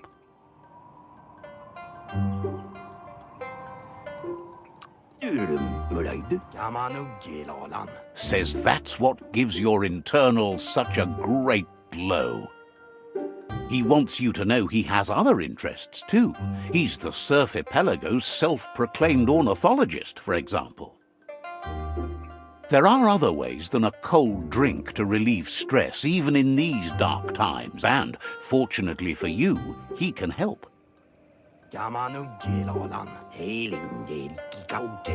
Watching Pippi's flap is calming, but better yet are the ones you can look at and touch, like quacks. Squeezing them is a great way to relax.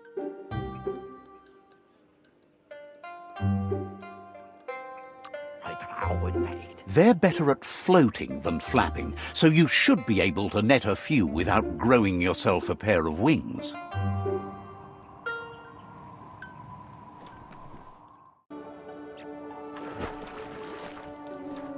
Point it in the right direction and blast.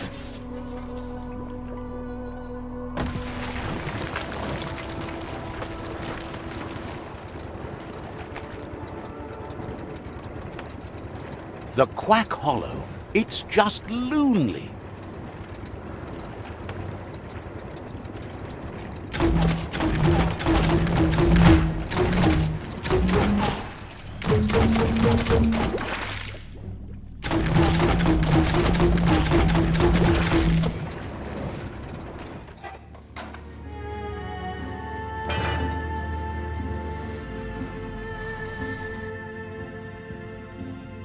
Nothing like a story with an unexpected ending.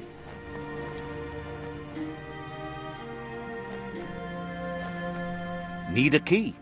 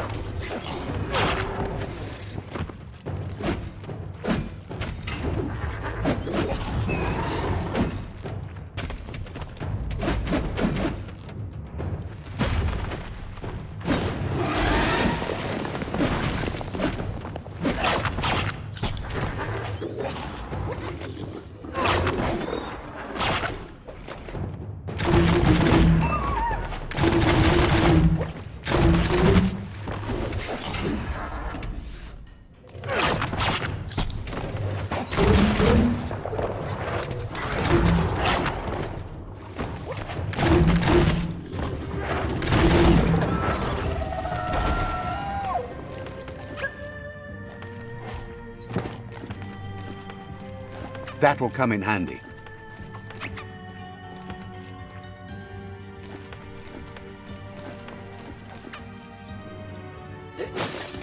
Set Deathmaker to spray.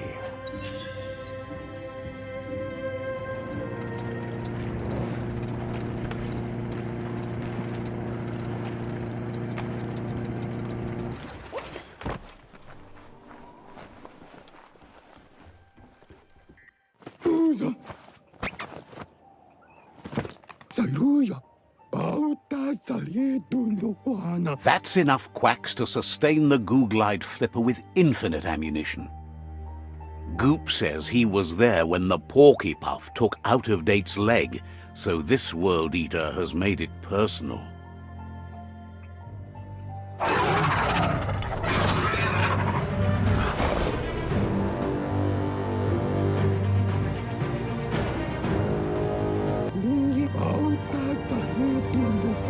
After that, Out-of-Date started using his head instead of his legs and came up with the plan on how to best make a stand against the World Eaters, and it wasn't by foot.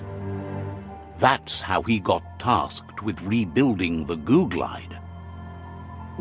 He seems happy to talk.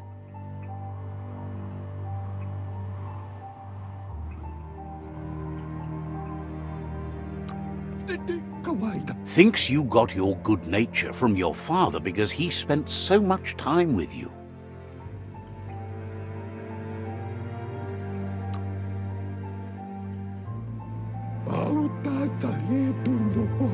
The tree will wither unless you care for it. We'll be around when you return. He seems happy to talk. Didn't have much else to say, so no problem.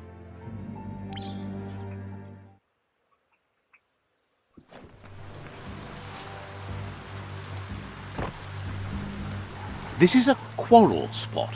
So many wars have been fought over this patch of dirt. What a waste.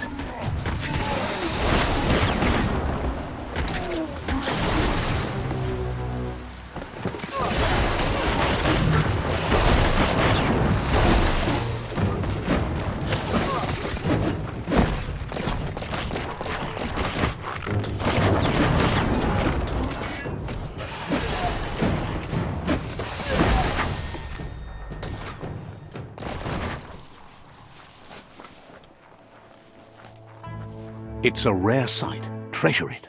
Wildlife here is teetering on the brink of extinction. We all are.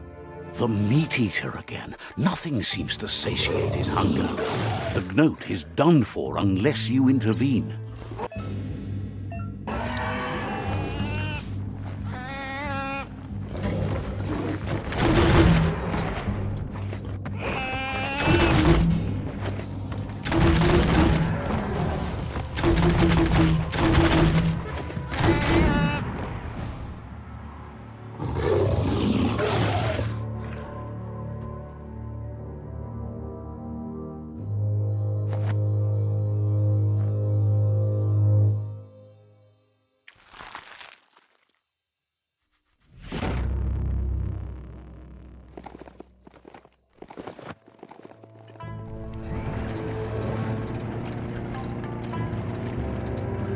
It's the Porky Puff nibbling bark.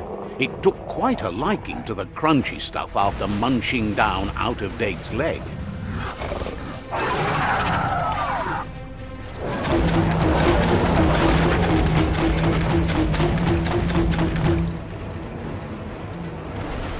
Hook the boom ball and tow it beneath the puff.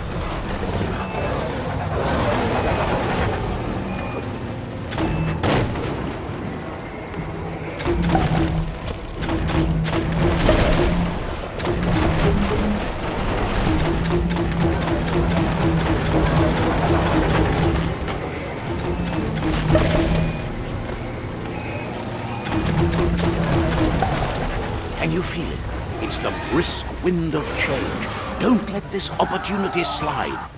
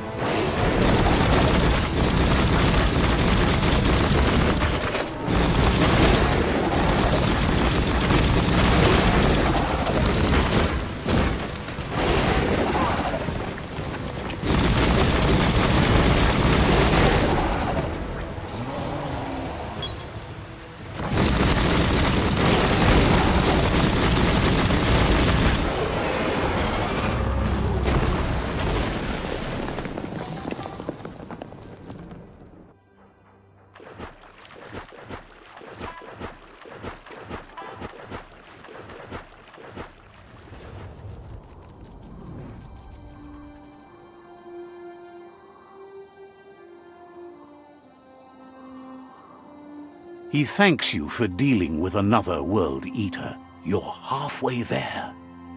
He's got word Out of Date spotted Lupin and has a feeling your time has come. He hopes you're up for it. Even though you're good-hearted, you shouldn't miss this opportunity to confront the Predator. Just head back to the foot of the tree. Fingers crossed Lupin will stay put until you're there.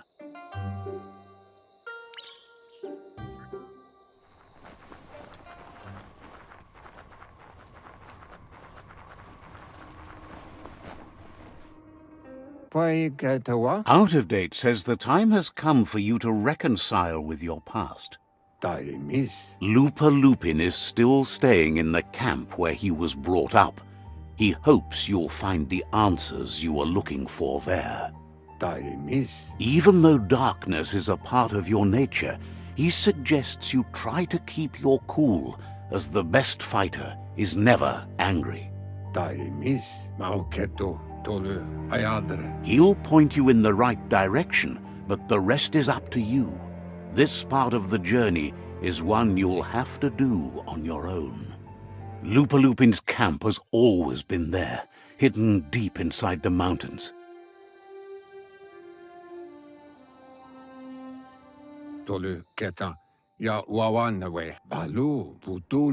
Out of Date hopes you'll find your way and the answers you were looking for once you're there. He knows he said it before, but the time has come to put an end to the Lupin's reign of terror.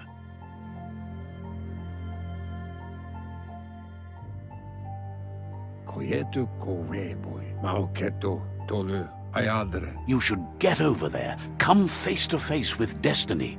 It's going to be you against the Lupin. No rules. He's happy to help.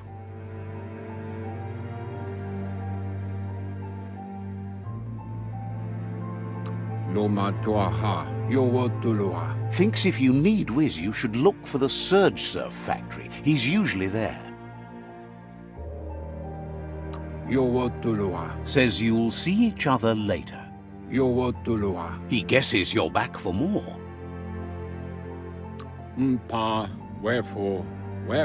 Says you're welcome back.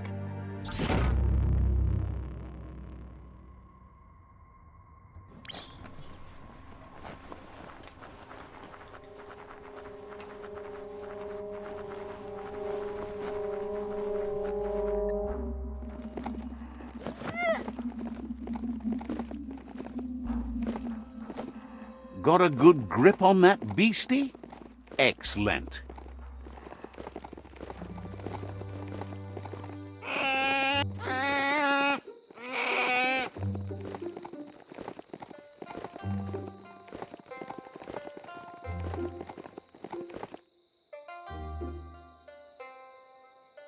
Lupin's camp has always been there, hidden deep inside the mountains.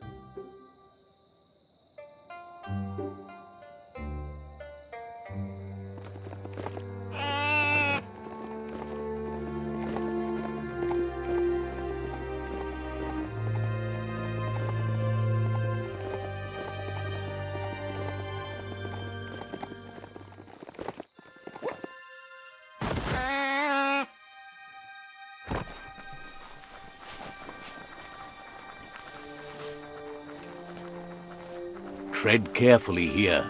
This is Lupin's camp.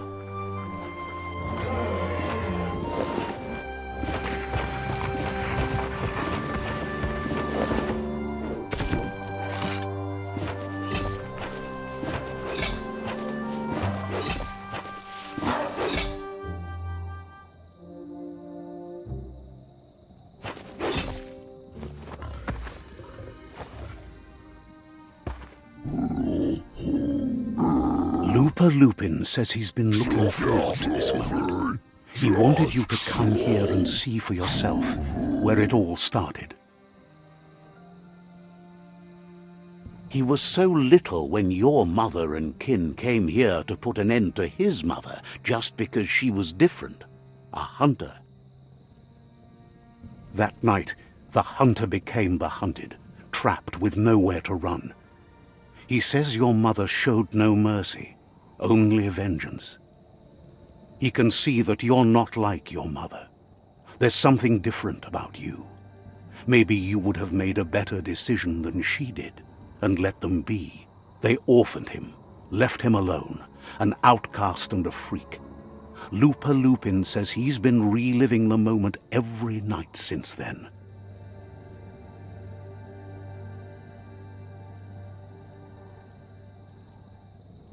Just so. He says your mother and her disciples started something that couldn't be undone. They created the monster he would become. Just so. He knew his time would come, and he was patient. So, when he got news about your birth, he knew how to get revenge that would last. That's why he spared you that night he raised the village when you were a child. He wanted you to suffer for life, like he had.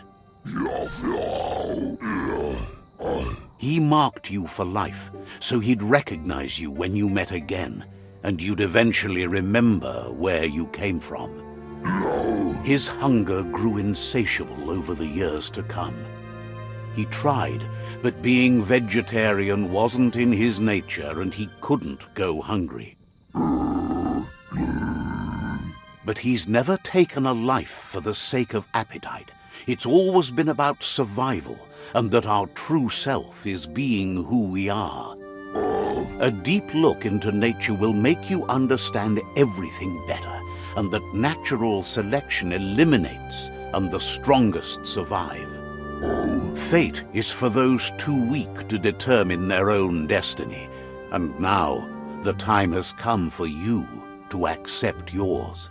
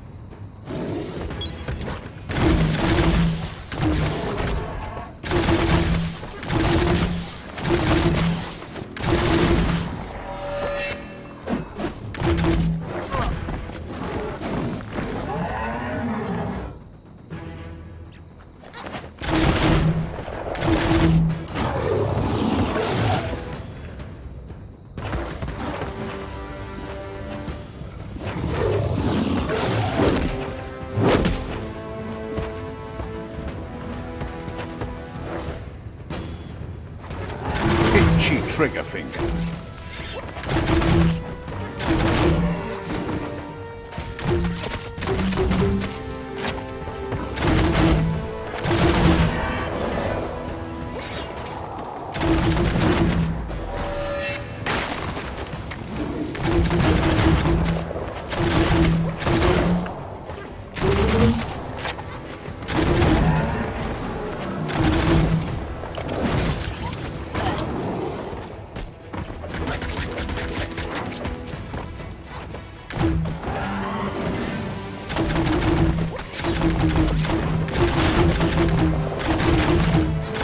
fired up.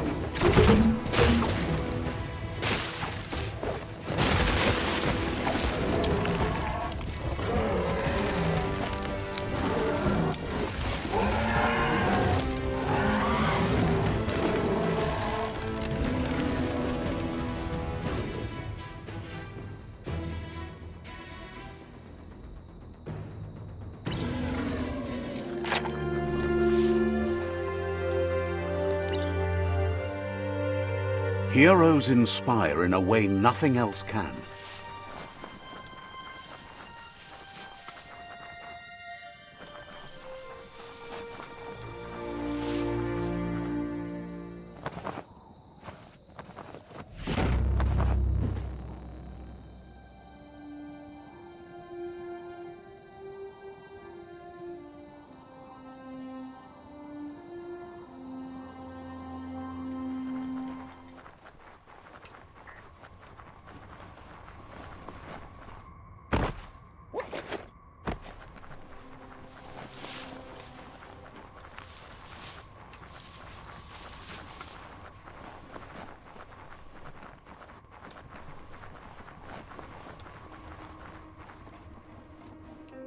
Kim Horbe Bekuko Hifar Muk. Out of Date says that from what he's heard, you've been busy. Yalawa Watnawa Yamuluwando. He says he appreciates what you've done so far, but unfortunately he's got urgent news from his friend Noko in the east. Yamuluwando. Satuata Babkila. Out of Date says that even though he's unsure about your intentions, he hopes you'll support Noko. Pilfov Ugvuhu Obra Boom. He says he'll point you in the right direction, but finding Noko and making sure she gets what she needs is up to you. That doesn't sound good. Out of Date was spot on. The hoof puff needs to be stopped. Shintwata Moti Huasa. Out of Date says that Noko is worried now that the Eastern World Eater is stepping up its activity. Shintwata Moti Huasa. Udenu Kununyofubu. He explains that Noko keeps a fabled steed that she has planned to ride out to the World Eater, but needs help to get it prepared.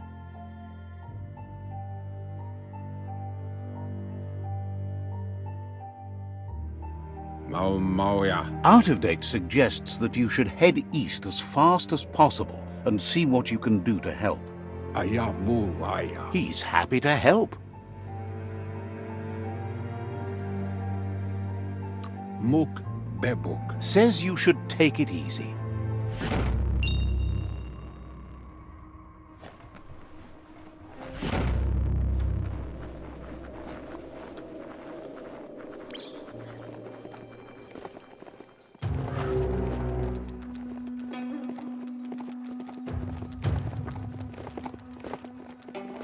Ah, the Gnote pen. Noko never leaves this place. She's always put the living things first. Let's see.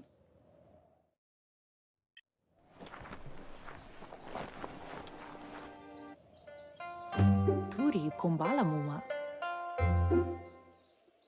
Taifanana numa. Nooks isn't an easy language, but at least it's manageable. She says she is so happy to see you again. Minalagi mamuru. Pendrine se nama. She wonders if you remember her. She's Noko. She let you ride her Majut when you were a kid. Minalagi mamuru. Noko remembers you used to chase around with so much energy and is glad to see you haven't lost any of that spark. Kamonu. But that's all long gone now, though. Memories show us where we've been, not where we're going.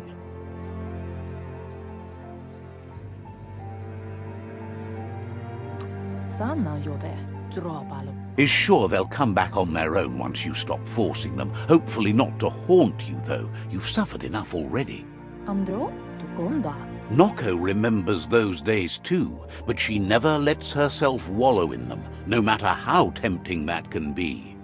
Verena masalapu. Anaro lote. She sees you're back to buck with Lupa Lupin. Can't see how there's any way to avoid that now. Not for long, at least. Ingavaldo, Canamonta. She says the horrors of your younger days were enough to ruin anyone, but not you. You've got all that cheer about you still. Asana Yotpa, Canarota, Masamal. Noko says history is like the trail you've been on. You can walk back down it any time you like, until it's worn smooth. But you get to blaze your own trail from here.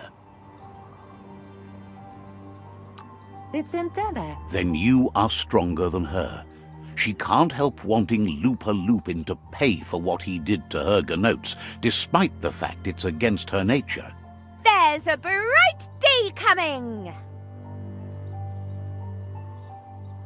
Hey, that's going to get you burned. The only one getting burned around here is you. That stings. Oh, do you want some first aid for that?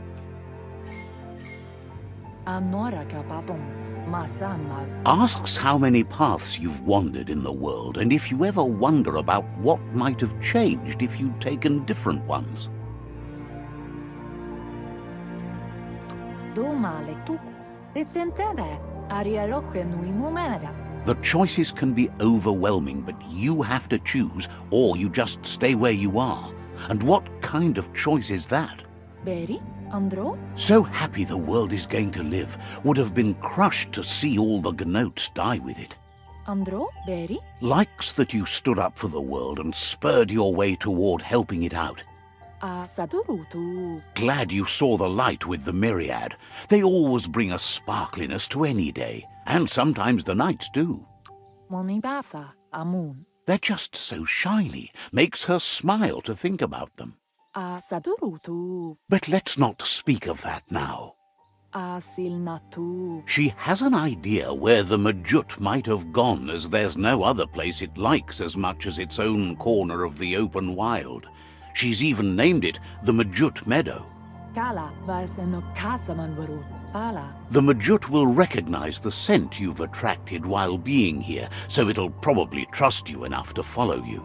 Pialtuma. You should lead the Majut back here when you find it. It's going to take time to get it calm enough to be able to ride out to the World Eater.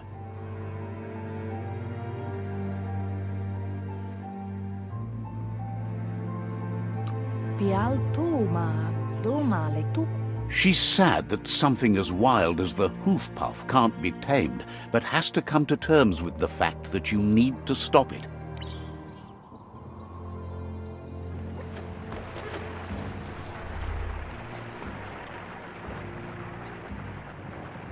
You found the Majut Meadow. Watch out for the Majut.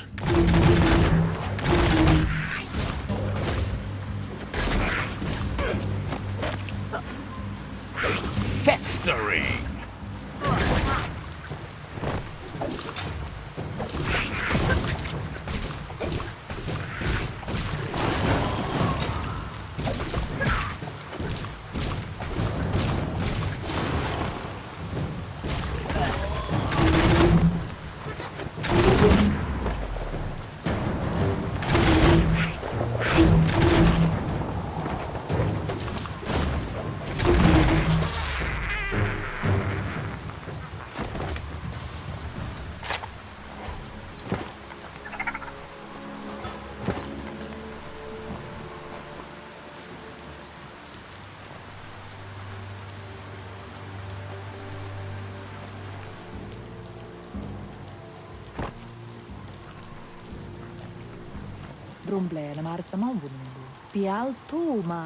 Now that the Majut is back in the pen, it seems calm, but Noko is still concerned.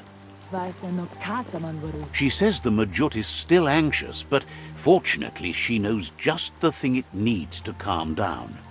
The Majut once found and ate a bonbon gummy by mistake, and that the chewing really calmed it down. She says that you should find some bonbon gummies for the Majut by the crossway. At least, that's where she found some last time. She figures the choosies from the old world are made from gummy trees, but wouldn't be surprised if they were actually made from some chemical concoction, though.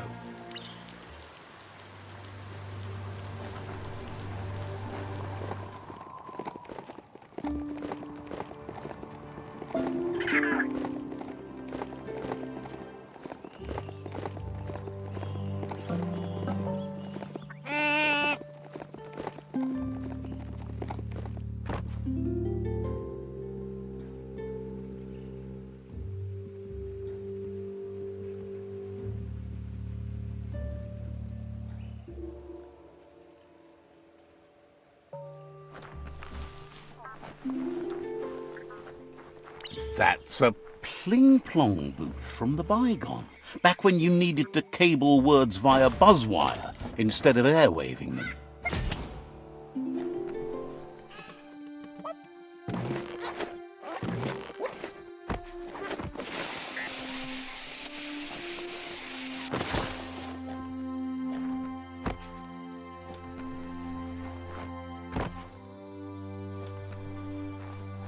That's a motored blind box dispenser.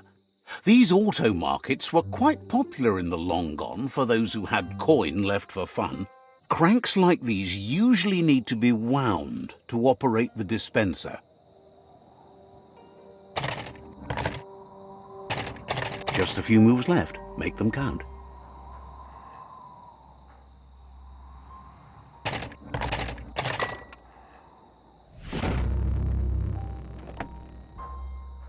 What you see is what you get, once it's out of the blind box, that is.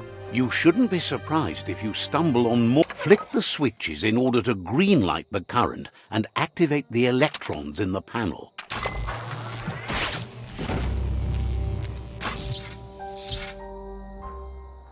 Good. The loop is electrified enough to spark. Let's see.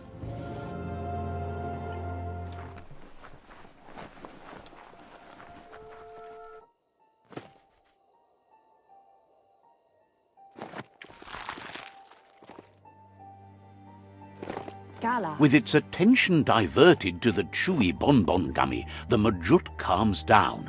But Noko is still concerned. She's relieved the Majut has calmed down, but you'll need a heavier sit-tight to ride it than the one she's got. The only sit-tight she can think of that would be heavy enough is one she's spotted mounted on an old-world Mecha-Majut.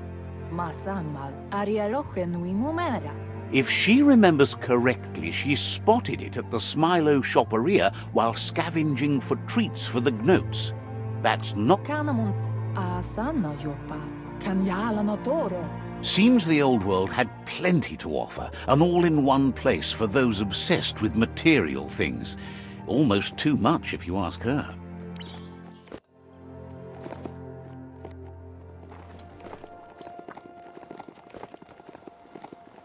The Smilo Shopperia.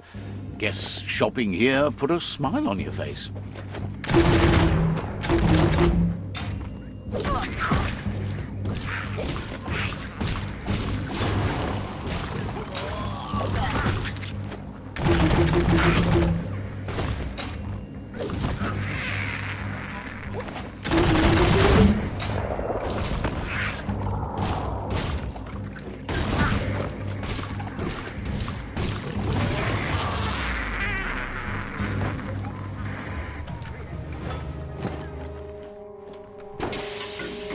Strange not having the sky above.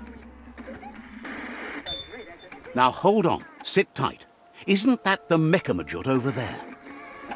You need to loosen the bolts without rattling the Mecha-Majut.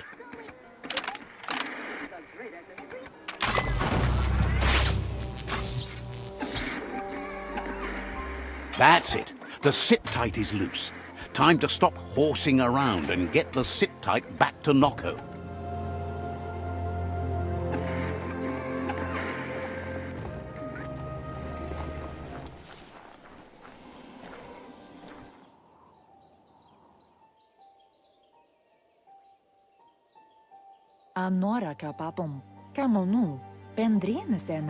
Now that the Majut's got a mouthful of bonbon gummy and the brand new sit-tight is in place, the Majut is ready to ride. Nocco's been training another fantabulous little critter that'll hopefully become a distraction for the hoof puff when you confront it. Masammal ariaroche nui mumera. She's called them glitter moths, and the best way to find them is to go talk to Mito. She's asked him to keep them somewhere safe. Polakudo. You'll find Mito at Brightlight. He's a light-headed fellow, but hopefully he'll remember where he stored the moths.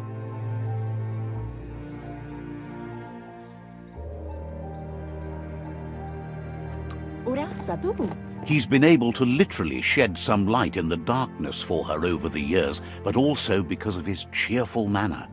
Polakudo. Nocco is always willing to help.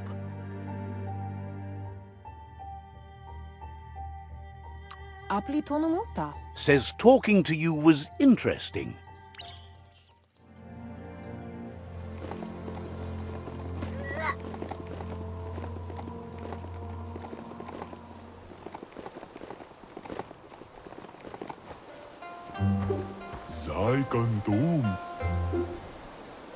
This place is called Brightlight. Mito lives close by.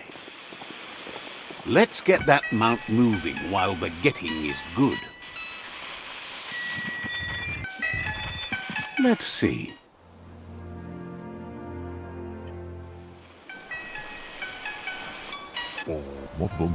With the world getting darker by the day, there's not much time left to save it, and even though you've just met, he feels you're bound to play a huge part in that. Claims to be a simple lamp maker, bringing light into the world as best he can. You found your way through the darkness. You shine like the sun in the sky, but will you use that power to warm the world or burn it? Hopes you see how much good you can do with power like that, and how easy it is to let it drive you mad. No matter where your path takes you, though, it's important to remember where you came from. The past brightlights the present. Wonders if you know how much of an effect you've had upon the world. Your presence changes things like light changes darkness. Did you realize that when choosing where to shine? Says he can see that in the way you brighten everything up. So happy you know you're helping brighten the world. There's plenty of it that's still worth saving. Whatever happens to the world, you shone as bright as you could. That matters more than you know. Says you did the right thing in taking up with the Myriad. They buy lots of his lamps. That's a tribe that believes in the bright things in the world. Claims he wasn't trying to sell you anything. Now, says he can see by the twinkle in your eyes that you're not here to talk about your allies. He assumes you are here to be enlightened. He can't blame you, as everything just feels dark and hopeless these days. There's something about you, like you're knit together. Your fate's connected. What you've said, he feels too. So, why not call him Me Too? He senses you're like the dayfly, living every day like it's your last, afraid that when night comes, it might be proved right. Believes no one is entirely dark. Even the worst have a spark of good in them. Mito says he's not only into those who shine bright, he likes things that glitter too. He reckons you haven't seen a glitter moth, and says it's about time you did. Even though they're nesting near gone grass, they never run out of glow. Finding yourself a glitter moth would give you that glimmer of hope you need to continue all the way to the end. Glows with delight at your bright passion for the light.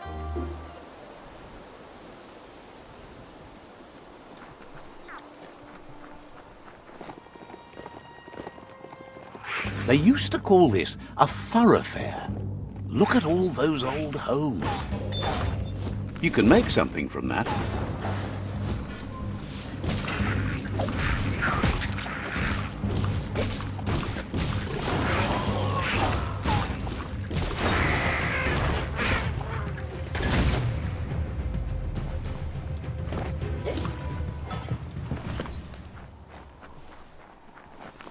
wonder where we can get some ride shoes for the mount.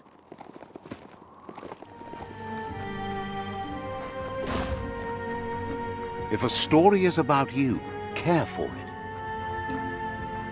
Glittermoth Cave is right here.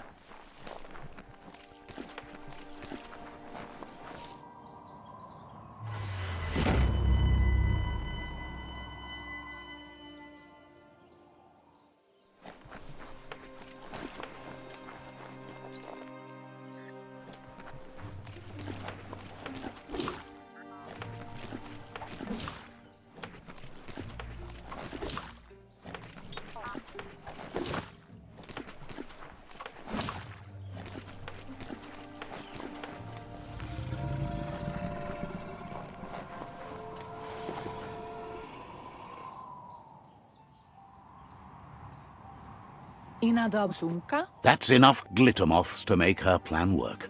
rumblele marsamambunundu. She wants you to stop worrying about the paths you've ridden and focus on the inevitable road ahead, the one that leads to confrontation with the World Eater.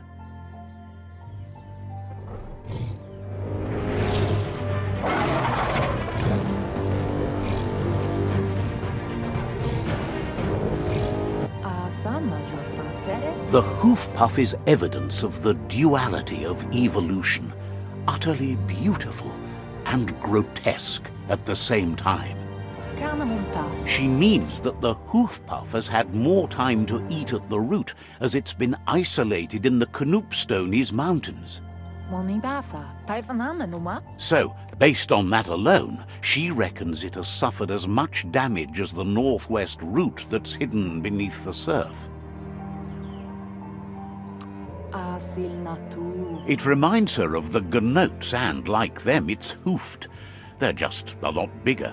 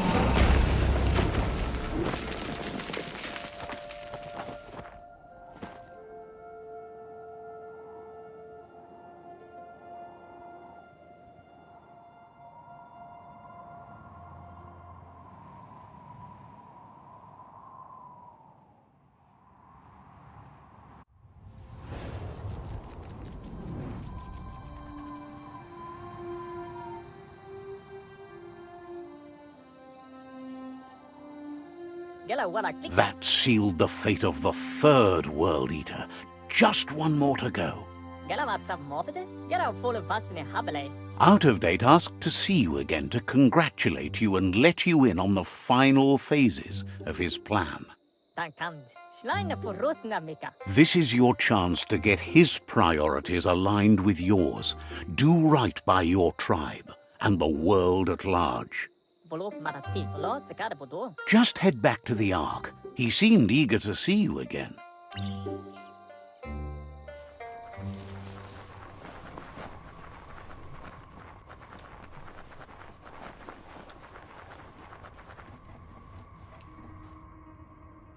Ja lauawat nawa. Pilfov ugvuhu vobra boom. Out of Date thinks the time has come to end the conflict between the tribes. There won't be any winners in this war. Befarbihita hun tokob kirko. You should know it's not too late to change direction by visiting another tribe's fort. However, it might be best to stick with the tribe you've chosen already. Mauketo tul atto iamanau. He believes it'll take someone with a light perspective and key to counterbalance the Sifu's energy in the end. Valu alu hero. Regardless of the outcome, you need to play your part and conclude the conquest. It'll be over soon. Paiketawa? Out of Date reminds you that the time has come to end the tribe war. Ya yato. He's happy to help. Mauketo tolu ayadre. So, says you covered the important things already.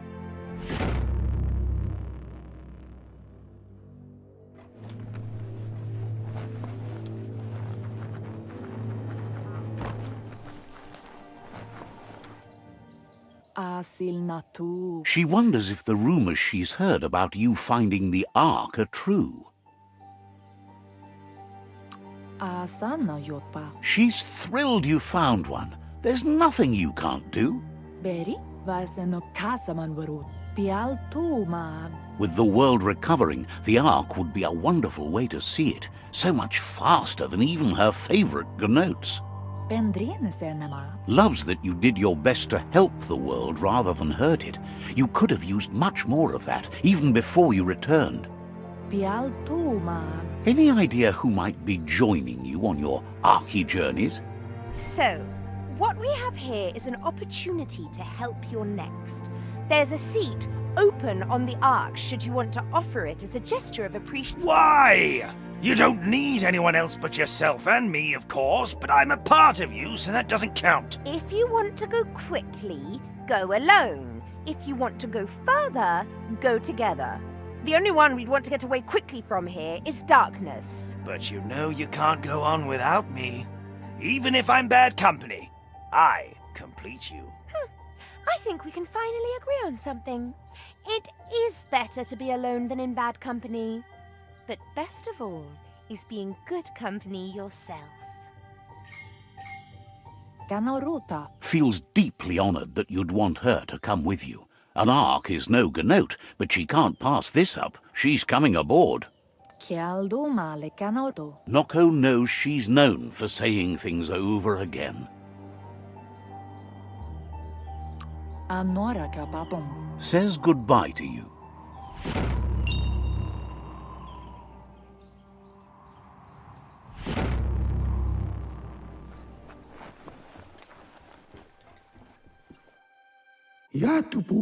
Got word you found the greatest glider of all, an Ark, and it's all good to go.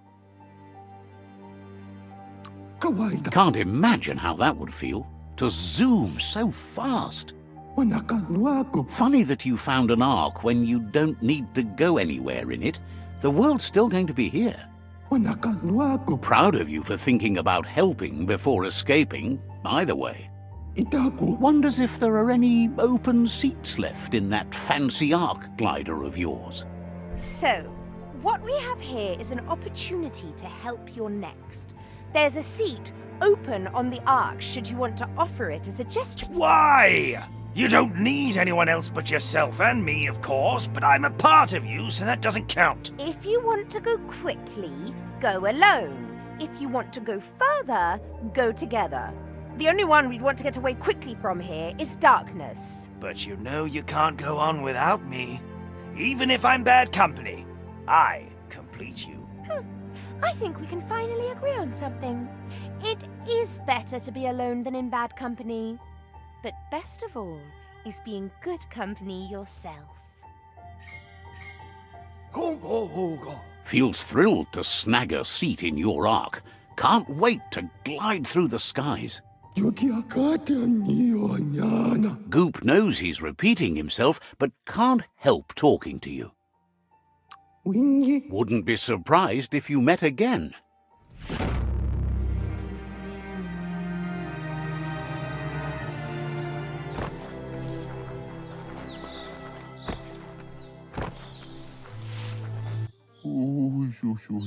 Toyota. Says they've been waiting for you to help them liberate the outpost. You daldalit.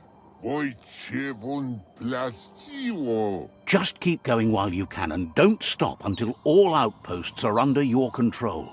Tatuta. Says scouts spotted a moth nest close to the outpost. If you destroy that, the moths should infest the place, looking for a new home. You know what to check. That's the idea. If everything works out as planned, the moths should cause a buzzing tumult.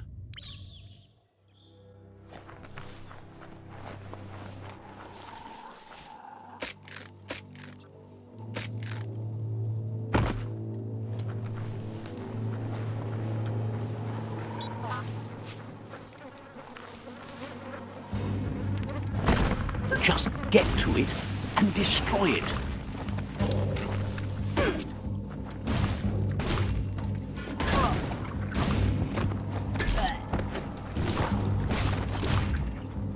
Vomitized. Cut down.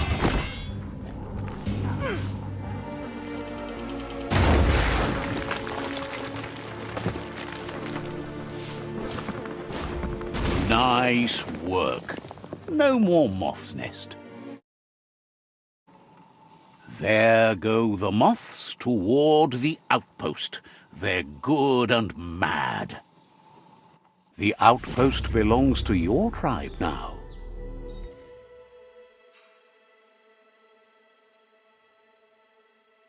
He says you made them weaker, but they won't give up. Your Sifu thanks you. Your tribe is growing stronger.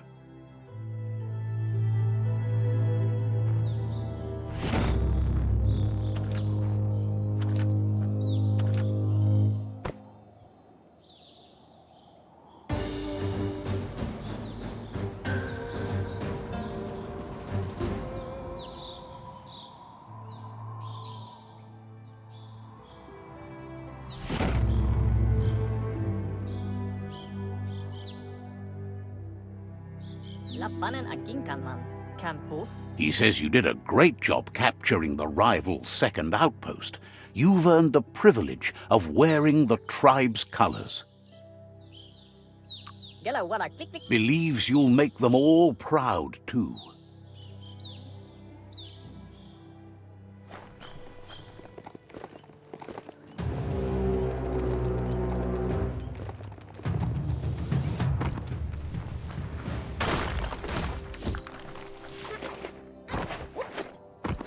Erfidurf outpost.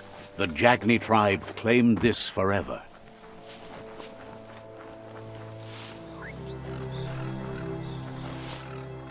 There's the tyrant who runs this outpost.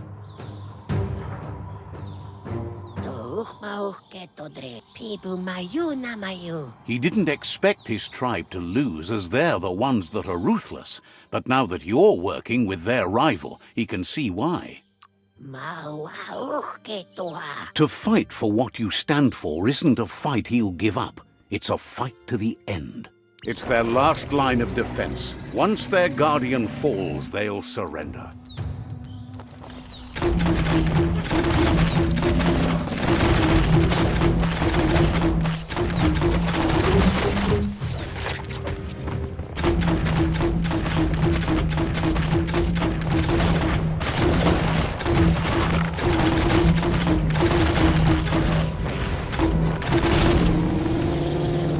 Outpost belongs to your tribe now.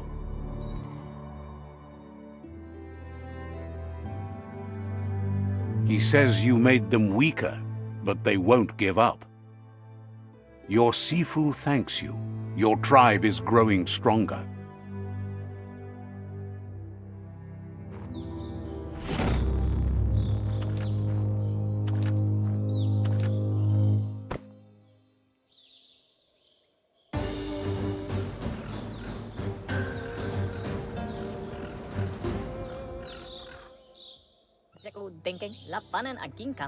Thinks you did a great job capturing the rival's third outpost, and they all hope you can lead them to peace.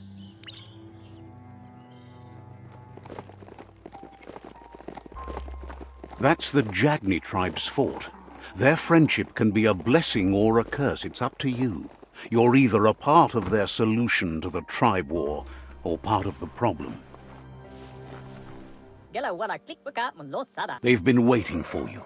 Taking control of this fort will bring peace between your tribes. You better be. A tribe's fort is a bigger challenge than an outpost.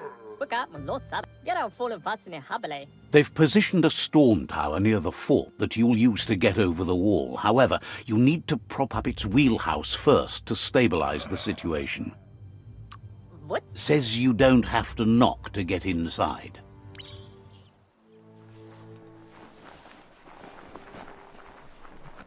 Yeah, the future is in your hands, so take care of it.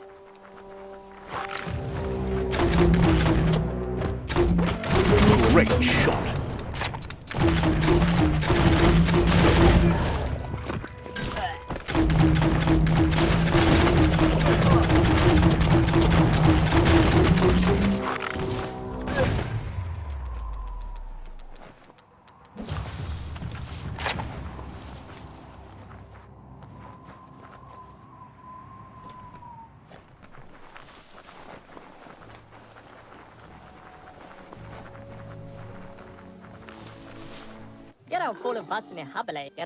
It's time to set the rival tribe free. Inflict as little damage as possible as you make your way through to their Sifu. You need to unite the tribes and save the Tree of Life to truly become free.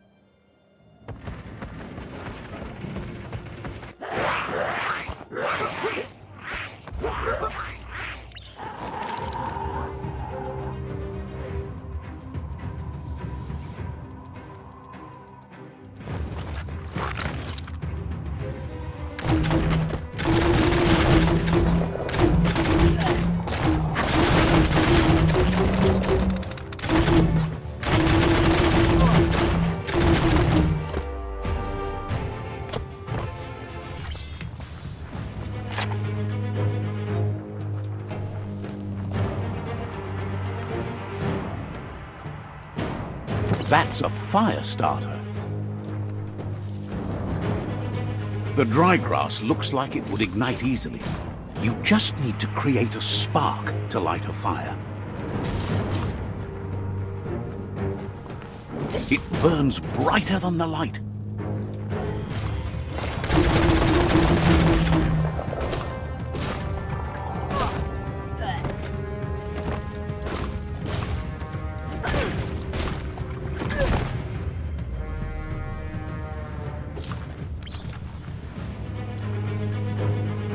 Life is a difficult game, no matter how you play it.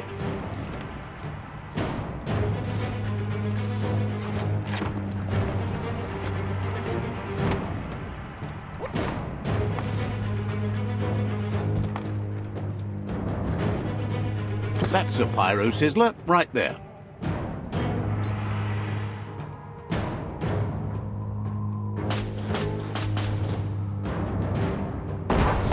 Just get to work on it. Make it frizzle.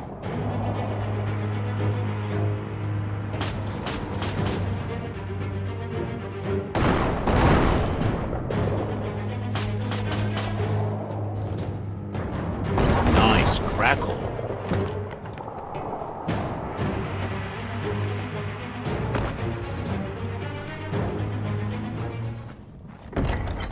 Control your destiny, or someone else will. The battering bonker looks like a great way to get through the gate.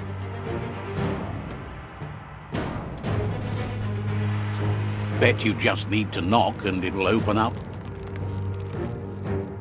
That's bonkers.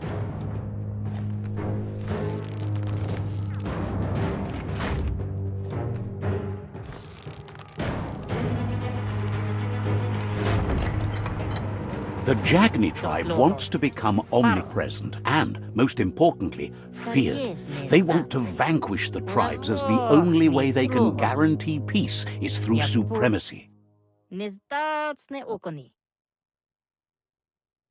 didn't expect it would go down this way. It'll be hard to talk your way out of... You shouldn't challenge someone that has nothing left to lose.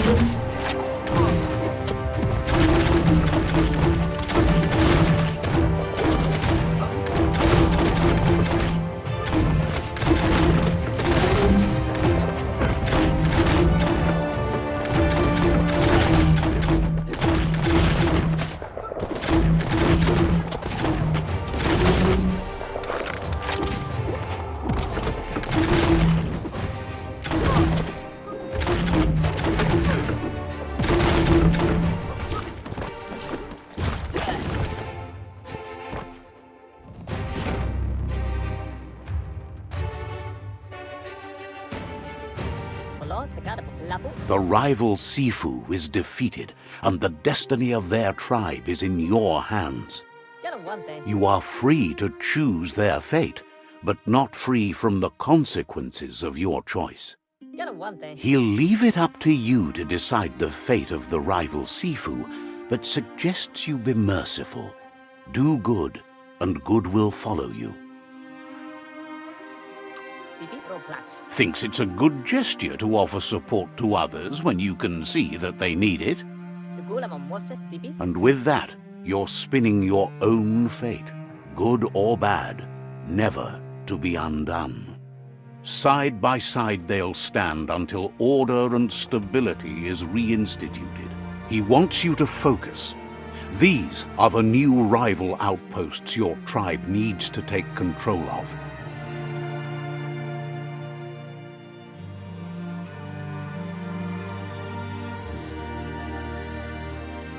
He says you'll regret not being on their side. The only way you'll learn their secrets, Wung Fu and the tribe weapon now, is if you defeat him. And that will never happen. Your Sifu is pleased. You're one step closer to uniting the tribes. It's a pity you needed to use force to get the point across. But he's still concerned about the fate of the world. Believes the war you wage is based on the principle that if you win, the end will justify the means. He says you've grown so much stronger than when you first met. You know better than anyone that the fate of the world is still at stake. You need a world where everyone is guided only by their conscience. The fate of the world depends on the triumph of good. The tree of life still stands, and it's up to you to make sure it does so to the end.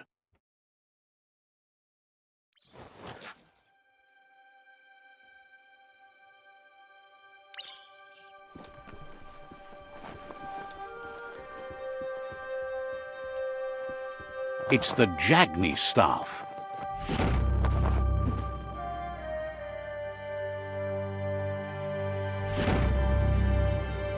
There are tough times ahead, no matter where you go.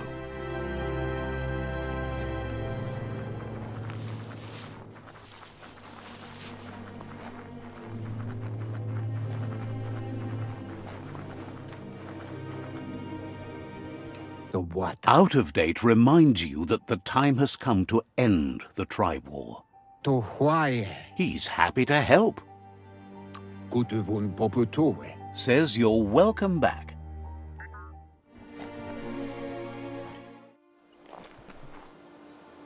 There's the sovereign who runs this outpost. Wojciechun plastiło. He didn't expect his outpost to be invaded, but now that you're working with their rival, he can see why. You do that no bukita. He'll fight if he must. He wished for another solution to the conflict, but it seems he has no choice. It's their last line of defense. Once their guardian falls, they'll surrender.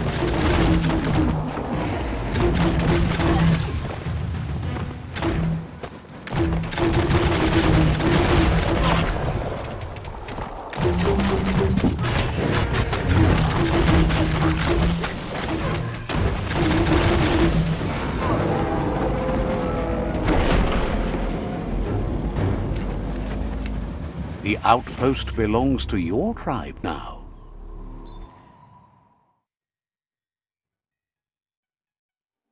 He says you made them weaker, but they won't give up.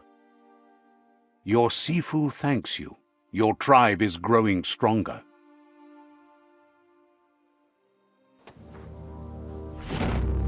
He says you did a great job capturing the outpost. You're one step closer to ending the tribe. Says you didn't have much of a choice.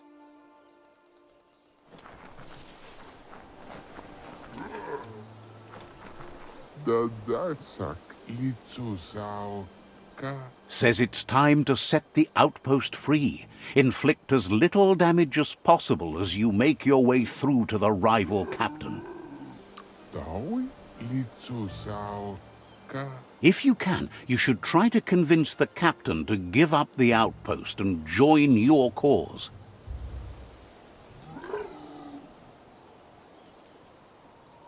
You get your. They're ready to enter the outpost when you are.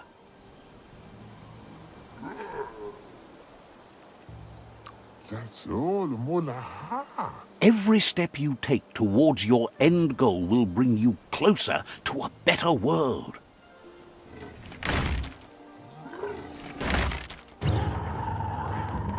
Here's the first line of defense.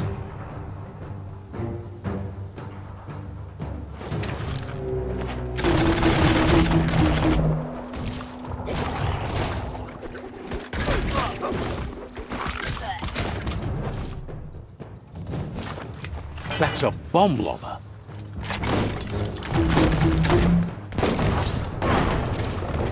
That hit the spot, wrecked it.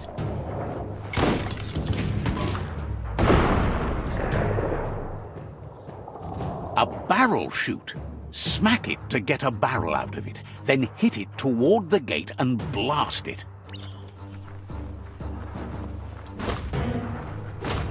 That looks splody. Shoot it and watch it blow. Not too close, though.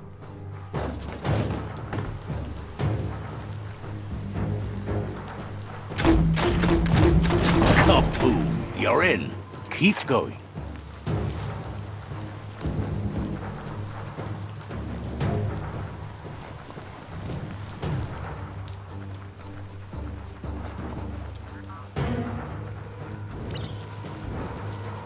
Here's the second line of defense.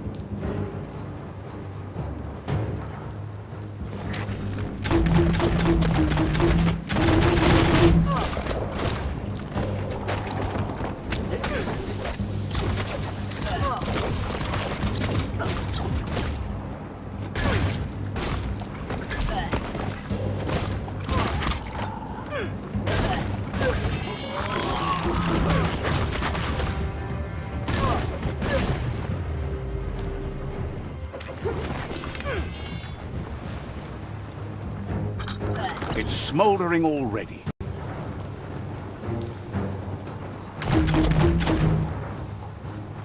Give it a good smack.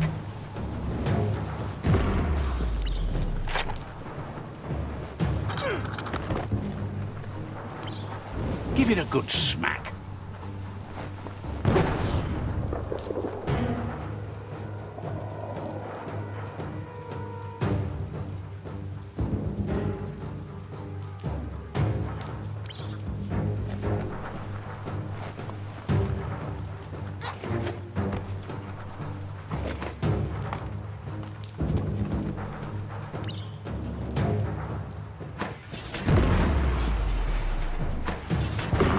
Almost there.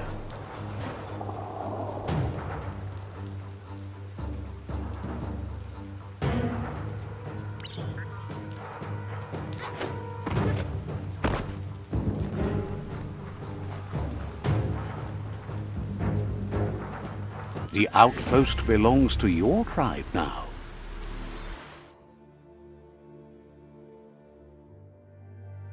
He says you made them weaker, but they won't give up. Your Sifu thanks you. Your tribe is growing stronger.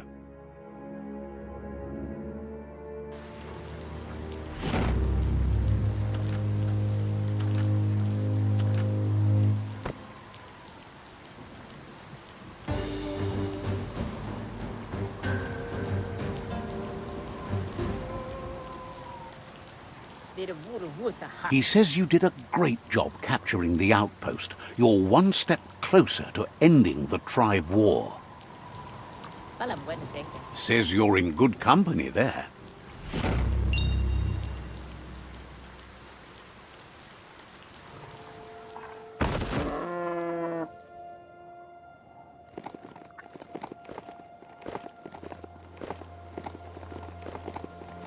You made it to Cromlet.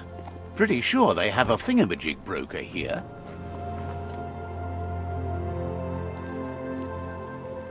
Let's see.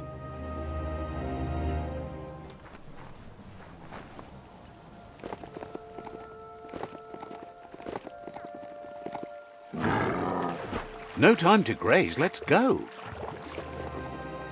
You found a crossway. Now, which way to go?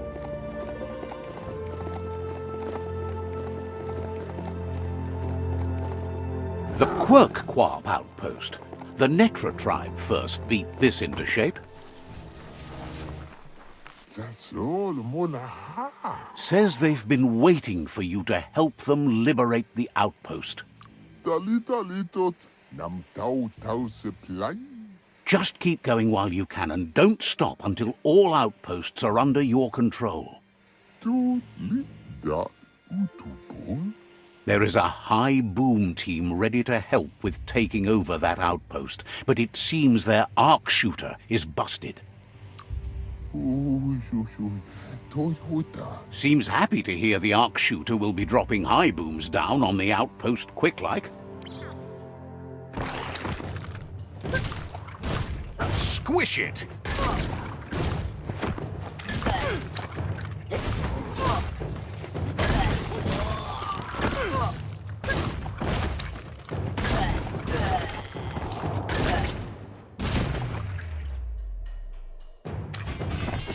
No matter how high the mountains get, the sky... Get up there and get fixing!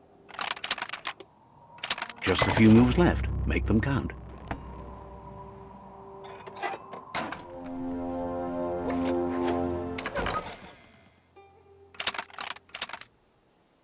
Just a few moves left. Make them count. All fixed up. The arc shooters are already gearing up the high booms. Hope their aimers are fixed too. The outpost belongs to your tribe now.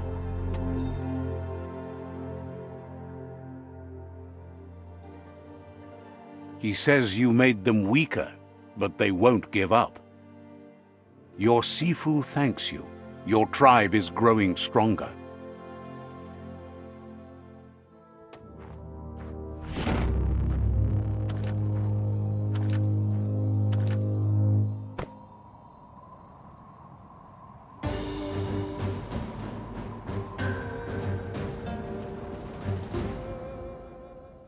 Thinks you did a great job capturing the rival's third outpost, and believes the rival is weak enough to engage them at their fort.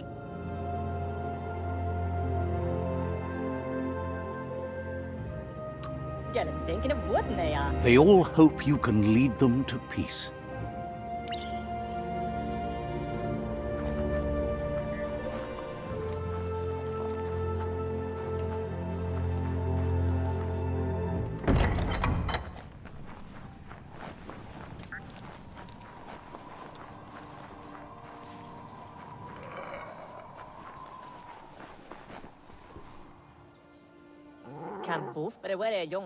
They've been waiting for you. Taking control of this fort will bring peace between your tribes. You better be. A tribe's fort is a bigger challenge than an outpost. The plan is to fling you over the wall with a sling lobber. However, he wants you to secure a hard hat first should anything go wrong. It's better you go and find one for yourself. It can't be too much trouble, though. It's one size fits all.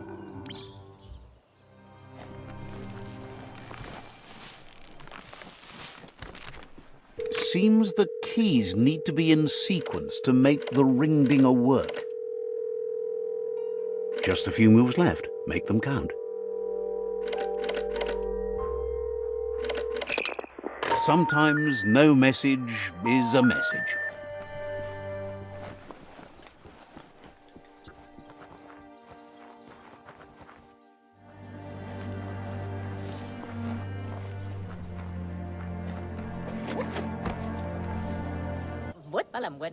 It's time to set the rival tribe free. Inflict as little damage as possible as you make your way through to their sifu. Clarifies that rigging the odds in your favor in preparation of the rival's fort is one thing, but collateral damage is another.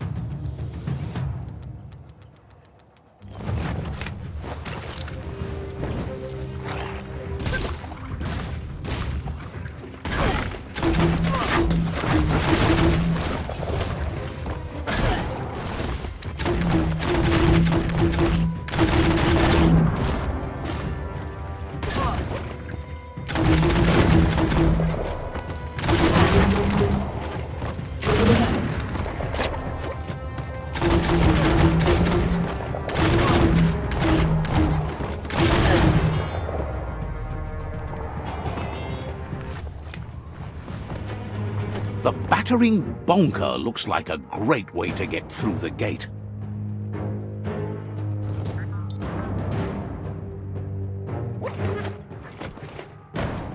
Bet you just need to knock and it'll open up. That's bonkers.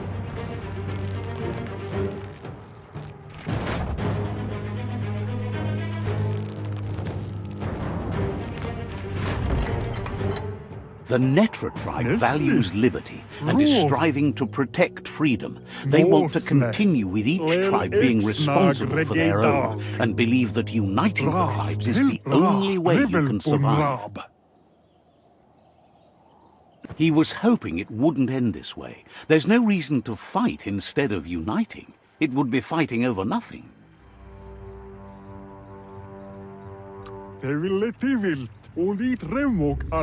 He just needs a logical reason to trust you with the fort and fate of his tribe. If fight is all you do, he can't stand by you. He recognizes the strength of a good argument and agrees it's for the best. He'll give up the fort to you.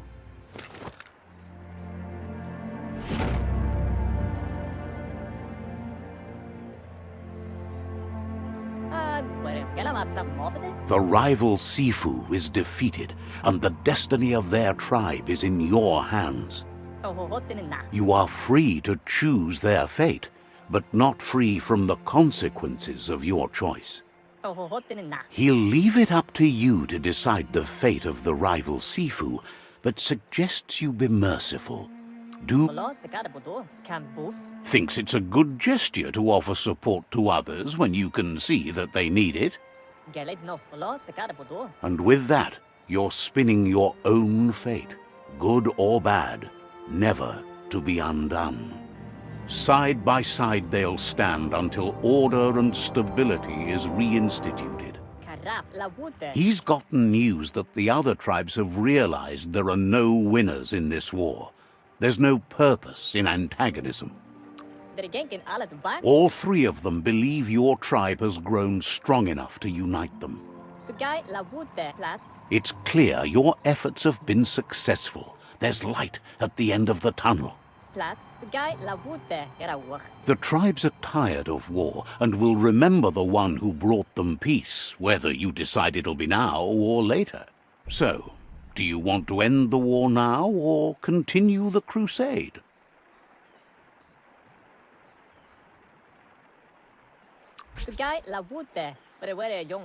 He agrees.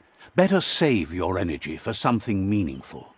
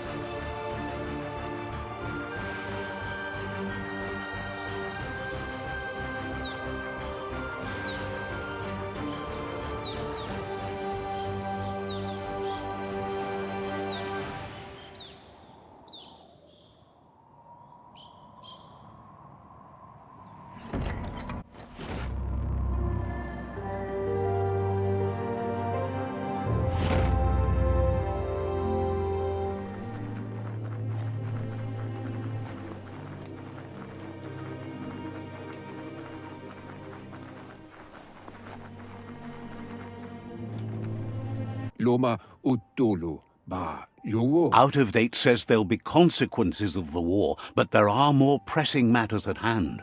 Ugambun ang ugagad yebromo wuf. The last World Eater has been left undisturbed with the tree while you focused on the war. Mayami nuekek ujbar no barke.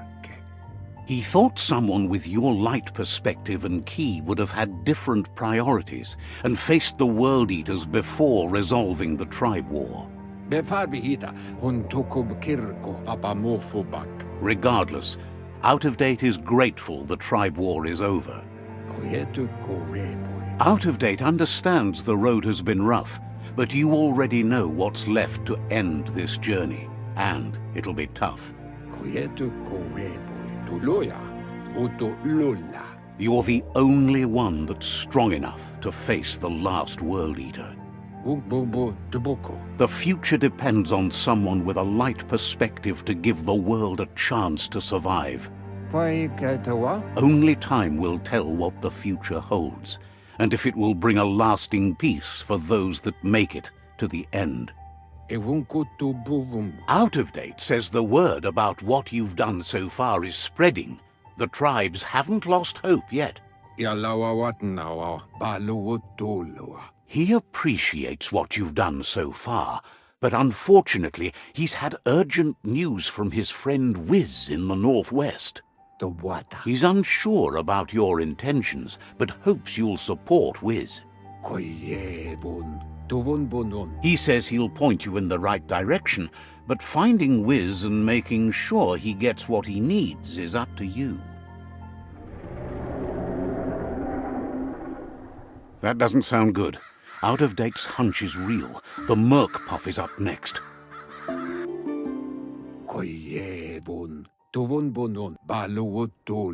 Out of Date says that Wiz is worried now that the Northwest World Eater is stepping up its activity.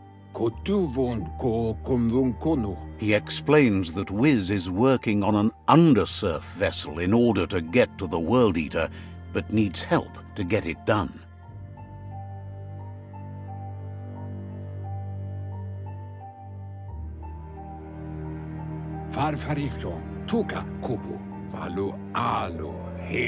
Out of Date suggests that you should head northwest as fast as possible and see what you can do to help. Yuba Dolowawa. He's happy to help. Tamuk Gabamuktab. Wishes you goodbye.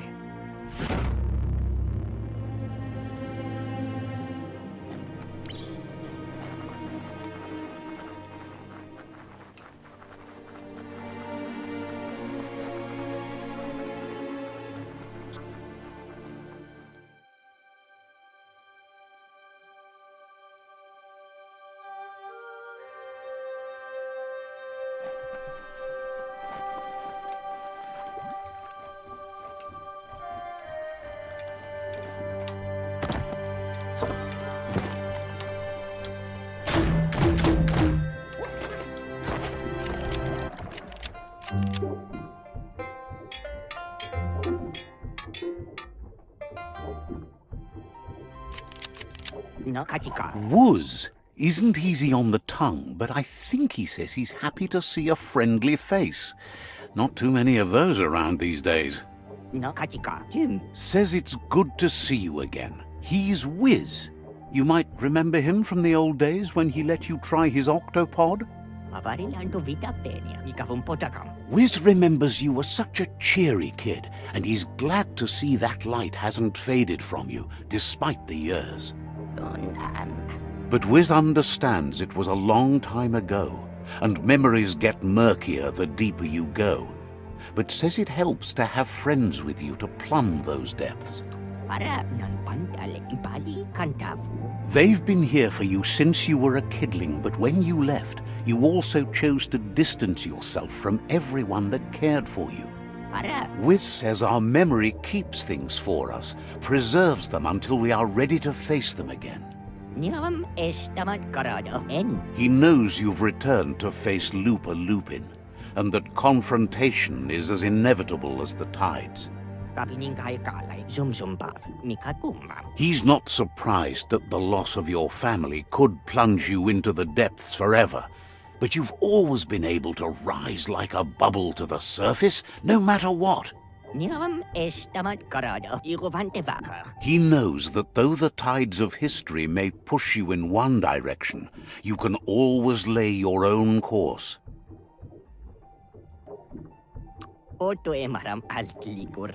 Ultimately, it's your choice. You were the one to be wronged and have lived with the consequences. He believes in consequence as it's a direct result of action. That's so bright! Seriously, you like the shine? You just don't want anyone to get a good look at you. Dark is stylish? Lie to yourself all you like, darling.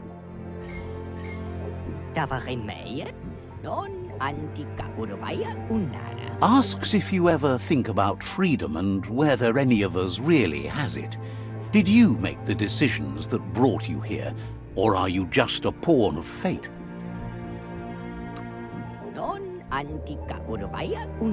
Glad to hear that. He only wishes he was that sure about himself. Amazed the world is going to continue on, but happy to hear it. Still so many things to invent. Impressed that you fought so hard to keep the world spinning. Thinks you were smart to join with the Myriad. They have a rainbow of ways to approach any problem. Says they're unified in the ways that matter. But that's not nearly as important as this. Wiz says that you should let the past dwell in the depths, but there's something else down there too, gnawing at the Tree of Life. He's named it the Merc Puff. This is why he's tinker-tonkering with the octopod. But the lid got stuck, so he needs a big enough tug twister to open it up and let you a-going. He can't leave the surge station, so you must help him find a tug twister. There's a wound-up mecha Fingro in the mecha stadium that still has one stuck on its back. Find it, and you'll find the tug twister. Getting that tool will help turn around the situation for sure. It'll definitely help him unshut the hatch.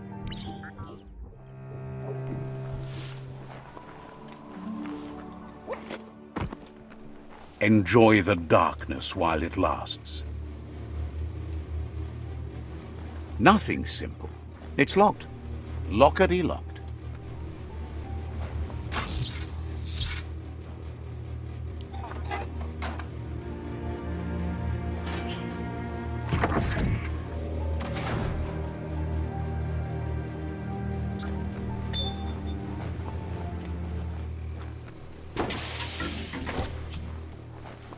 You need to loosen the bolts without unsettling it.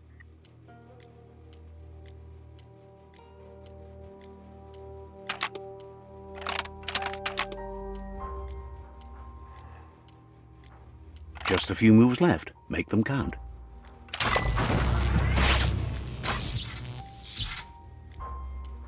That's it. The tug twister's loose. Let's hope it turned the grabbing hand into a helping hand, too.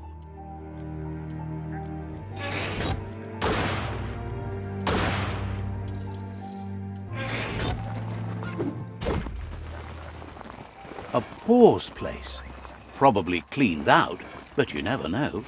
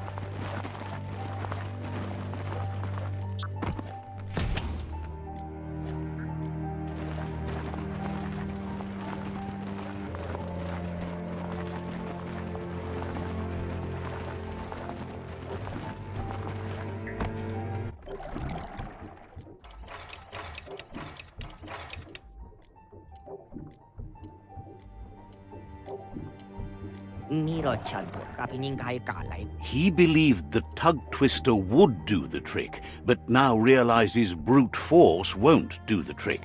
You need something slick. Well, he means slick, as in greasy, so you can lube the hinges of the lid. He can't argue against the fact your fur's shiny. He says the lid should open if you sprinkle grease it. Problem is, he's all out.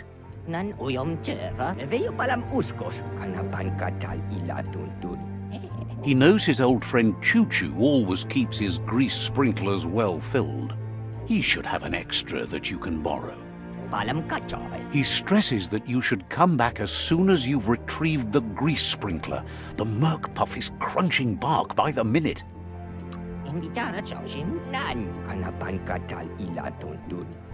Wants you to think of it as a black tar spritzer. The dead zone is full of that slimy black goo. It's good for fuel, but it's also slippy stuff.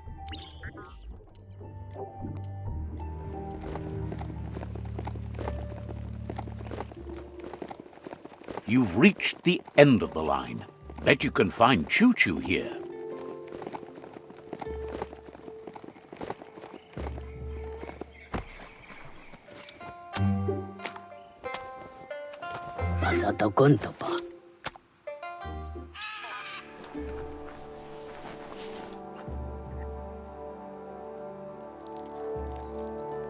Let's see.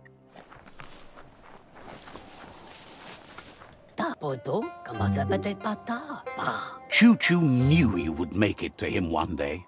All you had to do was follow the steel path. The rails might be getting rusty, but eventually they all converge on him.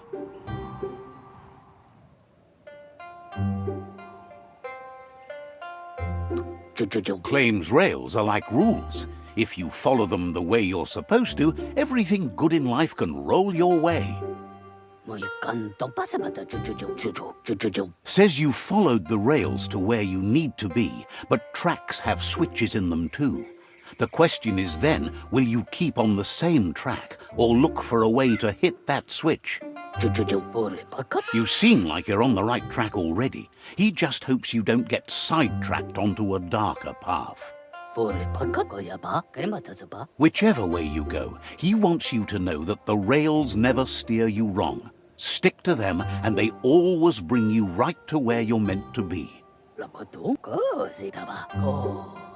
Wants to know if you've ever regretted taking one track in life instead of another. If you could go back, would you switch tracks or keep chugging along the one you're on?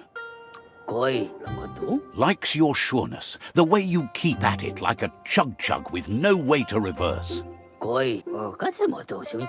Seems like the world came out of its rut and is chugging toward higher ground again. Can't thank you enough for hitting the brakes and working to turn the world chug around. But let's not get derailed. Says he's surprised to see anyone this far out, but sometimes the wrong train does take you to the right station. As you can see, he didn't plan to make a stop here, but now that he had to, he's really happy to see you. He says his name is Choo Choo. He's been off track since the world started dying, but he's trained his mind to stay positive regardless of the situation. Thinks that's fine, but there's no path in this world that's not been already made. He's convinced the tracks are like the paths our lives take, and you must deal with the outcome, even if you didn't lay them yourself. This time, though, he was sidetracked and needs a new wing nut to get back on track. Wing nuts are easy to find, as they're fitted on any in-front chugger-chugger out there. The challenge is taking them off, so he's happy you're here to do it for him.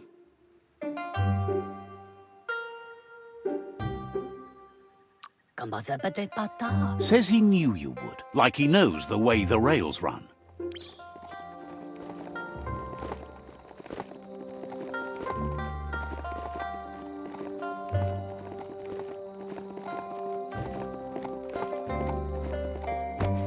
The wing nut chug tunnel.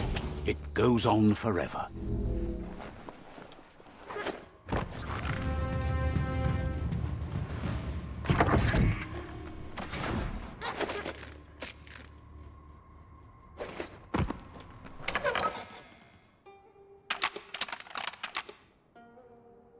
Just a few moves left. Make them count.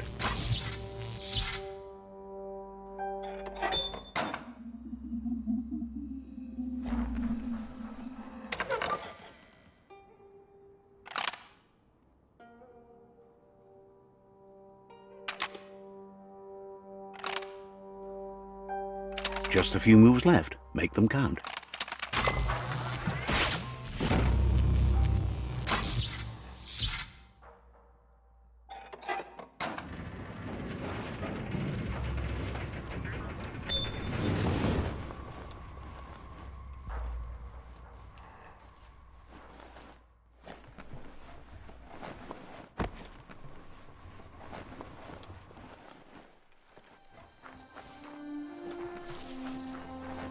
Amazing to see so much happening today.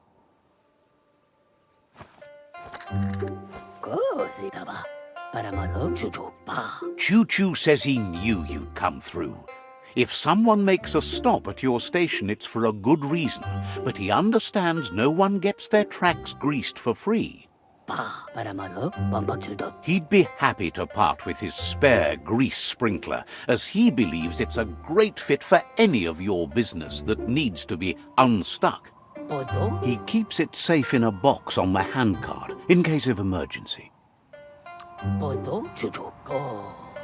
It's on the cart. He wants to keep it close by.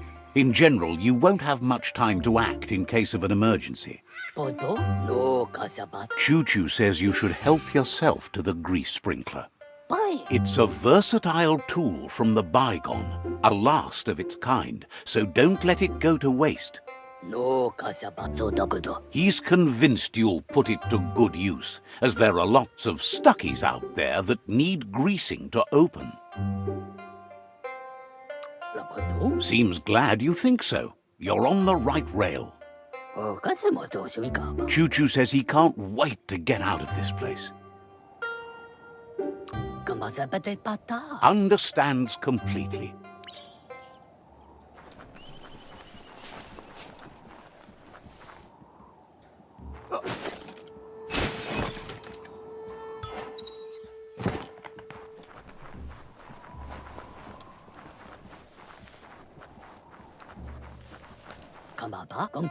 You shouldn't worry about smashing up the box. Choo Choo has no use for it now. Choo Choo says he feels strongly about helping his next, just like you did for him. He's convinced there was a bigger reason you met. Sometimes the wrong train will take you to the right place. He believes you've got what it takes to make a difference. He's witnessed it himself.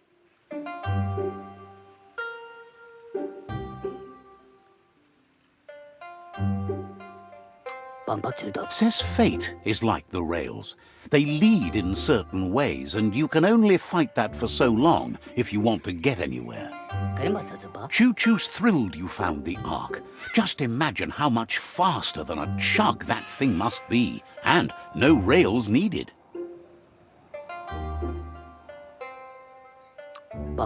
Needs no rails, no roads, nothing but air. The world's on the mend, so no need to leave it. But just think of all the places the Ark could take you. Says he's happy to see the Ark in your hands. Knows you'll go great places with it and do some good. Wonders who you might call aboard the Ark with you. So, what we have here is an opportunity to help your next. There's a seat open on the Ark should you want to offer it as a gesture of appreciation.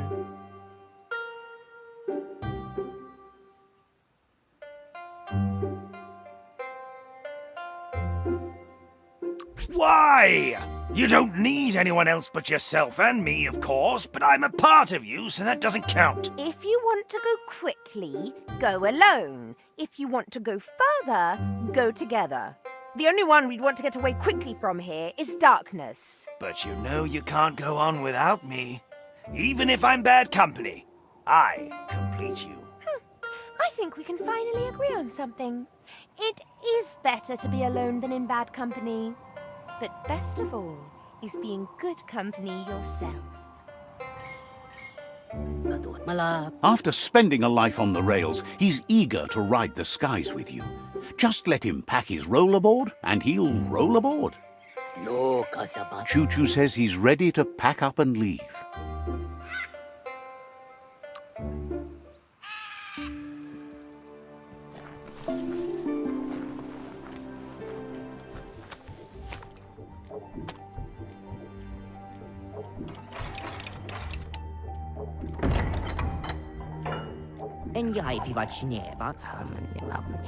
Wiz says that there's no plan to confront the Merkpuff until the octopod is properly armed.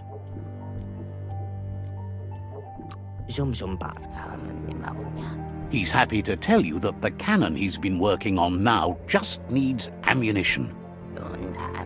He says his old friend Boom makes all things that go bang. There's a rumor that some of Boom's pyro sticks shot off and are out there roaming free. You should keep an eye on the horizon for pyros. If you're fast, you have a shot at catching some of them before they go off. It's like a bomb on a stick that moves really fast.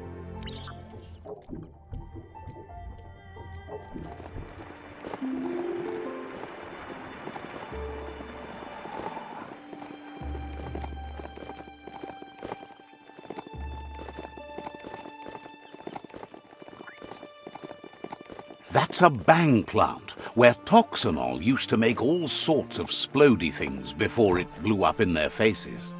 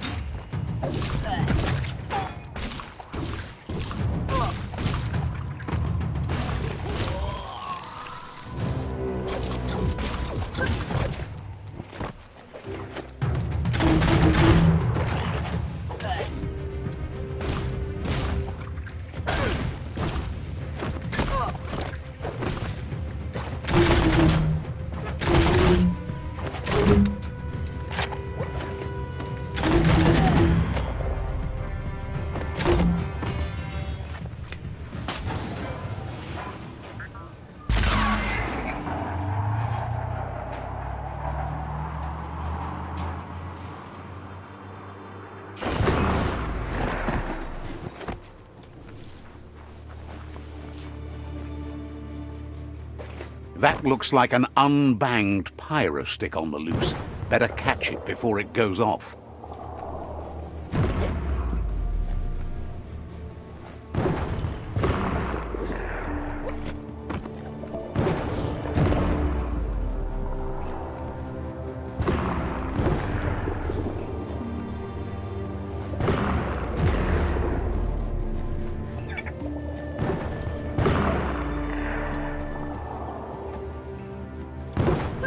We all share the same destiny, destruction or survival.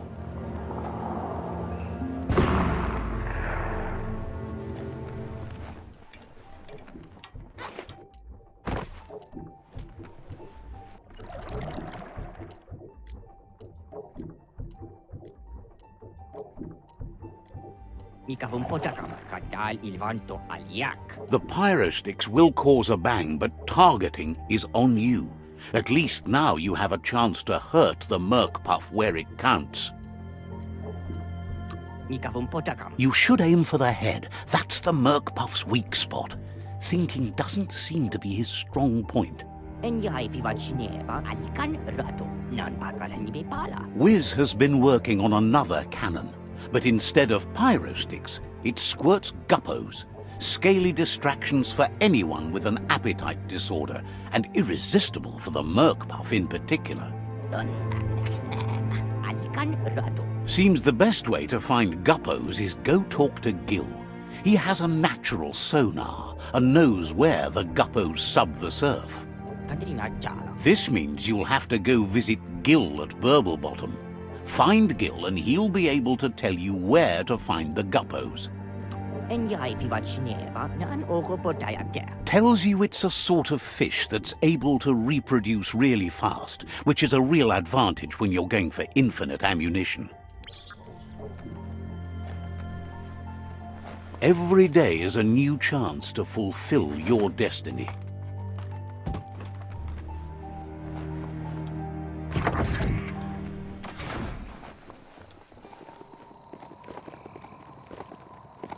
That there is a fume foundry where toxanol processed go juice.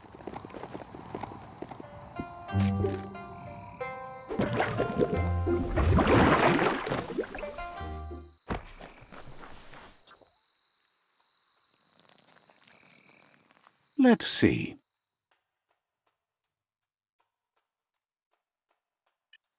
The warmth just shoots right through you. This is Burblebottom, residence of Gil. Happy to finally get to meet you. He's seen a lot of things wash up on his miniature shore, but nothing as exciting as you. Figures it's impossible. As bad as the air might be, the goo is even worse. It must have been upstream only to get to this point in your histo-future. But which way are you going now? With the flow or against? It's crazy hard to flipper against the surf, but you can't save the world if you let it sweep you away.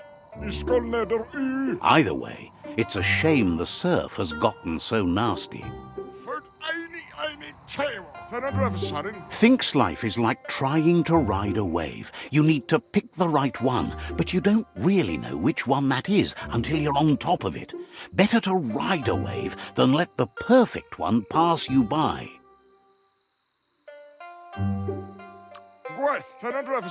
Wonders who would want to. The right wave takes you where you want to go. Can't imagine how wonderful it's going to be to surf on gooless goo. The world is going to live. Can't thank you enough for fighting against the goo. Happy you ride alongside the Myriad. They bring a real shine to everything they work with. Thinks that's an excellent point. Riding is life. Work is not nearly as fun. But none of that's nearly as important as enjoying the day, right? Fest and trip. He never drank from this pond because of the disgusting things done there. Western Hannelore, Leverson. Even the fish stopped drinking here after the pollution made the surf mucked and the air blocked his gills. Hangwell matter, Betty the Fudo. Mentawari. He figures the Tree of Life isn't drinking either. Or, well, that's not true. He said it does drink, as it has no other choice. It's a tree, but it's forced to drink poison. Bidnuff Tournament, Ray, Kay. Claims the surf is poison now. Anything that drinks it becomes poison too, including the Tree of Life. A study of man, Bidnuff Tournament, Ray, Kay. His friend Wiz needs guppos for one reason or another, and Gil is ready to point you in the right direction. Gweth. But here, you're only going to find dead ones.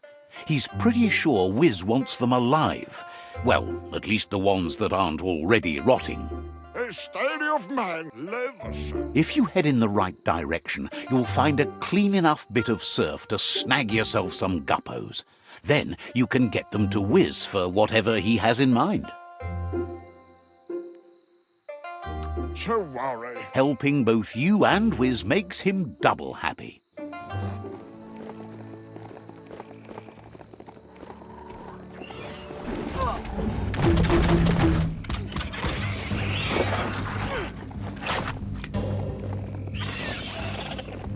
This is Guppy Grotto.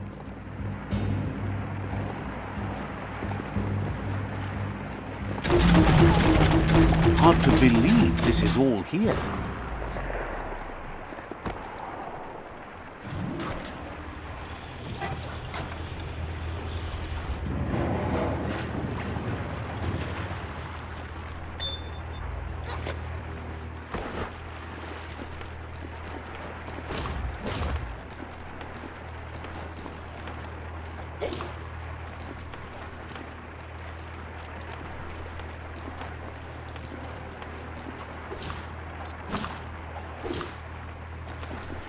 Hold on to that. As long as karma exists, the world changes, and we change with it.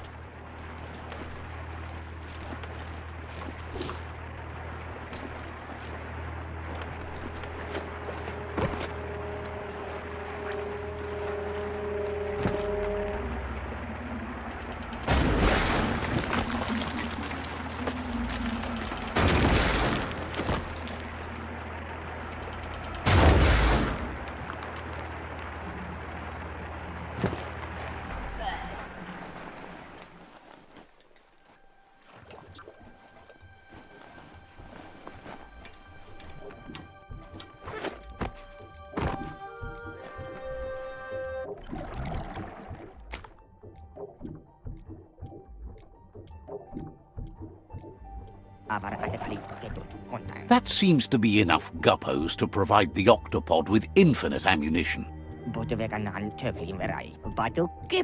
He's surprised the Merkpuff's been able to hold its breath all this time.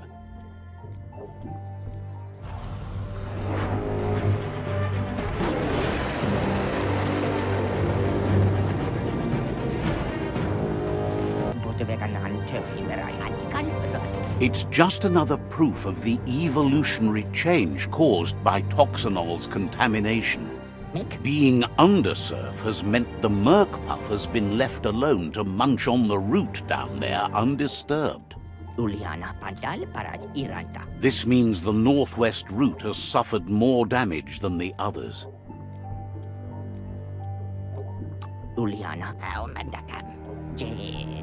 He's realized there's a chance all of you who are gifted with traits beyond the ordinary mammal wouldn't have been so lucky if it wasn't for the contamination's effect on evolution.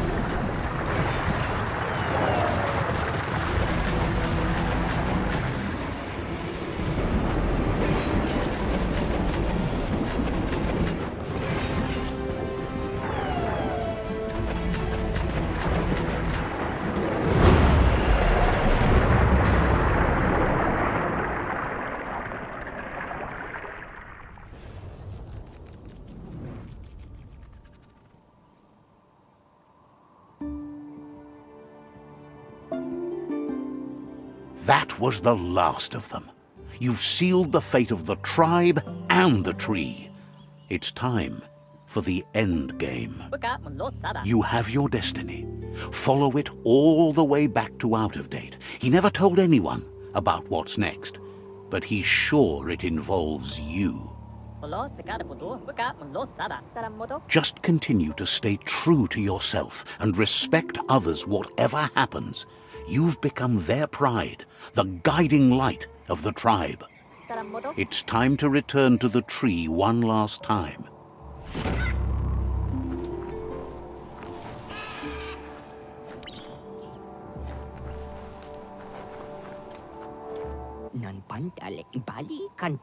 He's learned you discovered and activated the last of the arcs.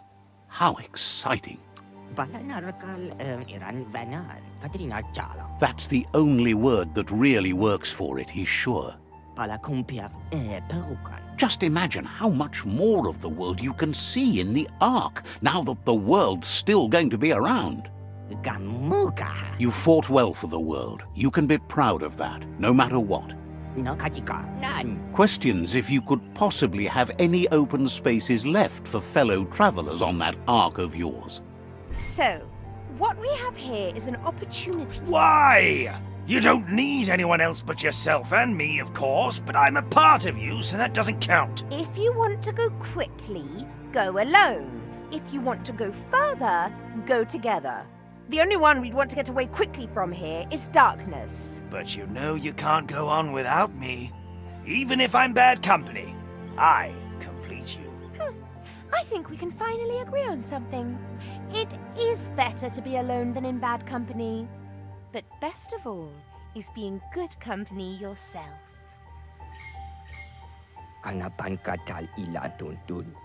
Almost can't speak. He's so happy to be joining your voyage, to conquer the skies and everything beyond. Wiz knows it's the same old, but he likes talking to you. Understands you have things to do.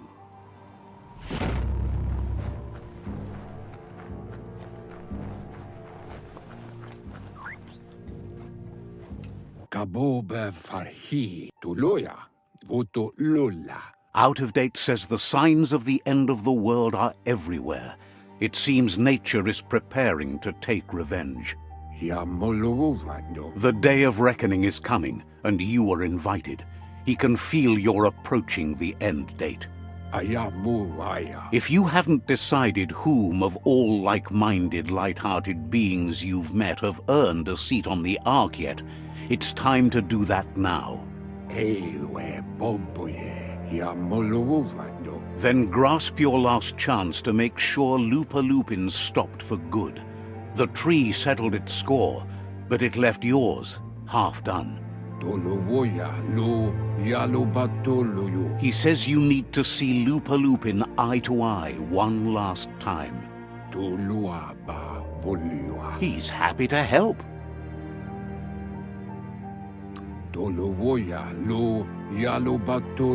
Understands completely.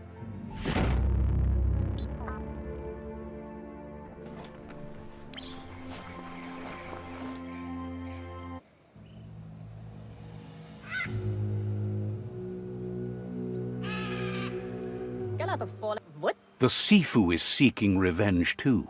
He hasn't forgotten what Loopalupin did, but he also wants to stop him from attacking his tribe.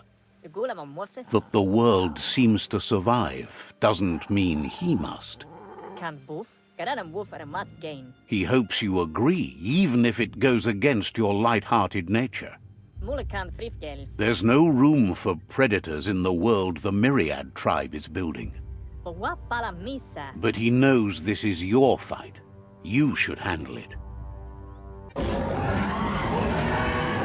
Loopalupin's own fear was his shackles, not the roots of the tree.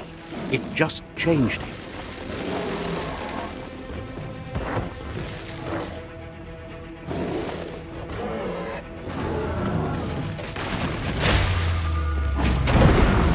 You have a chance to stand back and let the tribe handle it.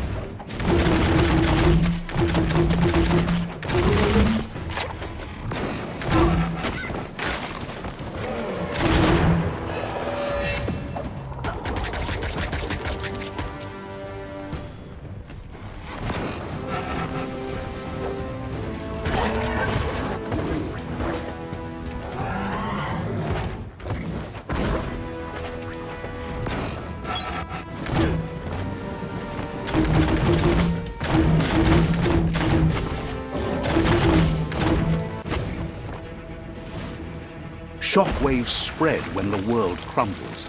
This is not a prophecy, me telling you about the future. It's you shaping it. Here's a vulgar display of power.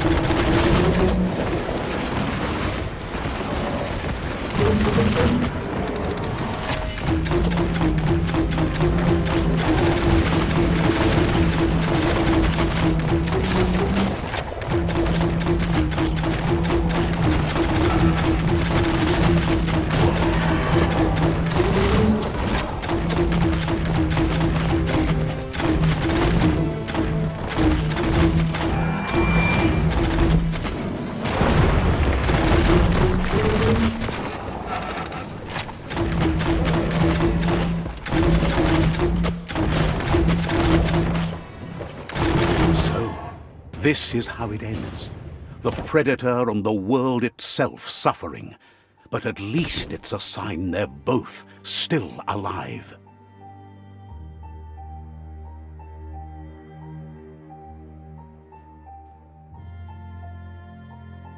So, what we have here is a clear matter of life and death, and only you can make a difference.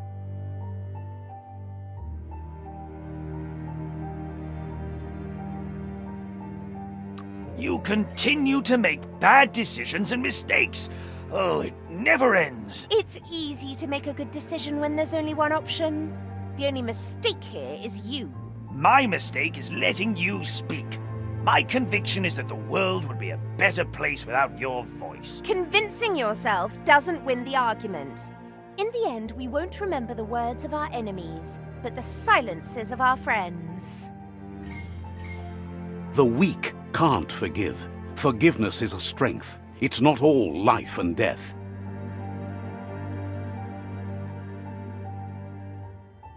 It's no better time than now to accept a helping hand.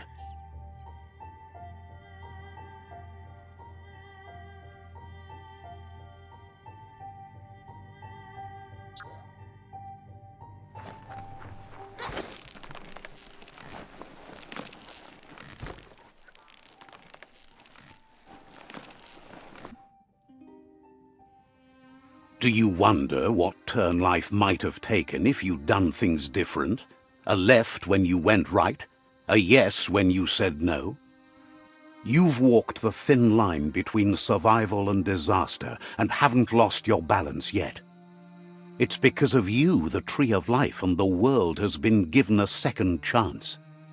You carried the light in a world full of dark and made a difference in a place that needed change.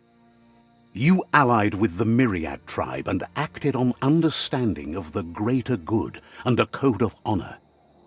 However, light and dark does simply represent the polarities of life. One can't exist without the other.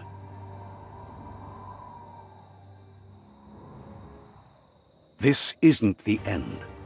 Just being surrounded by nature as it heals itself will rejuvenate us. Nature will teach us how to survive. So, trust your conscience to show you the way, and everything else will follow.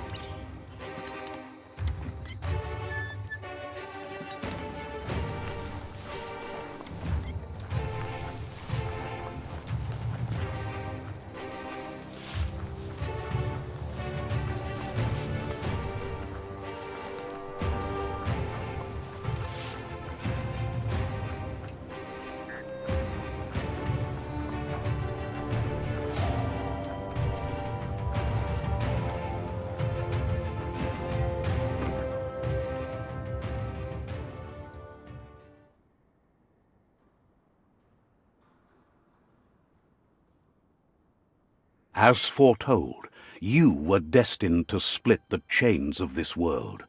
But you're not alone. You filled the Ark, and those that shared your perspective and gained your trust will accompany you on your journey.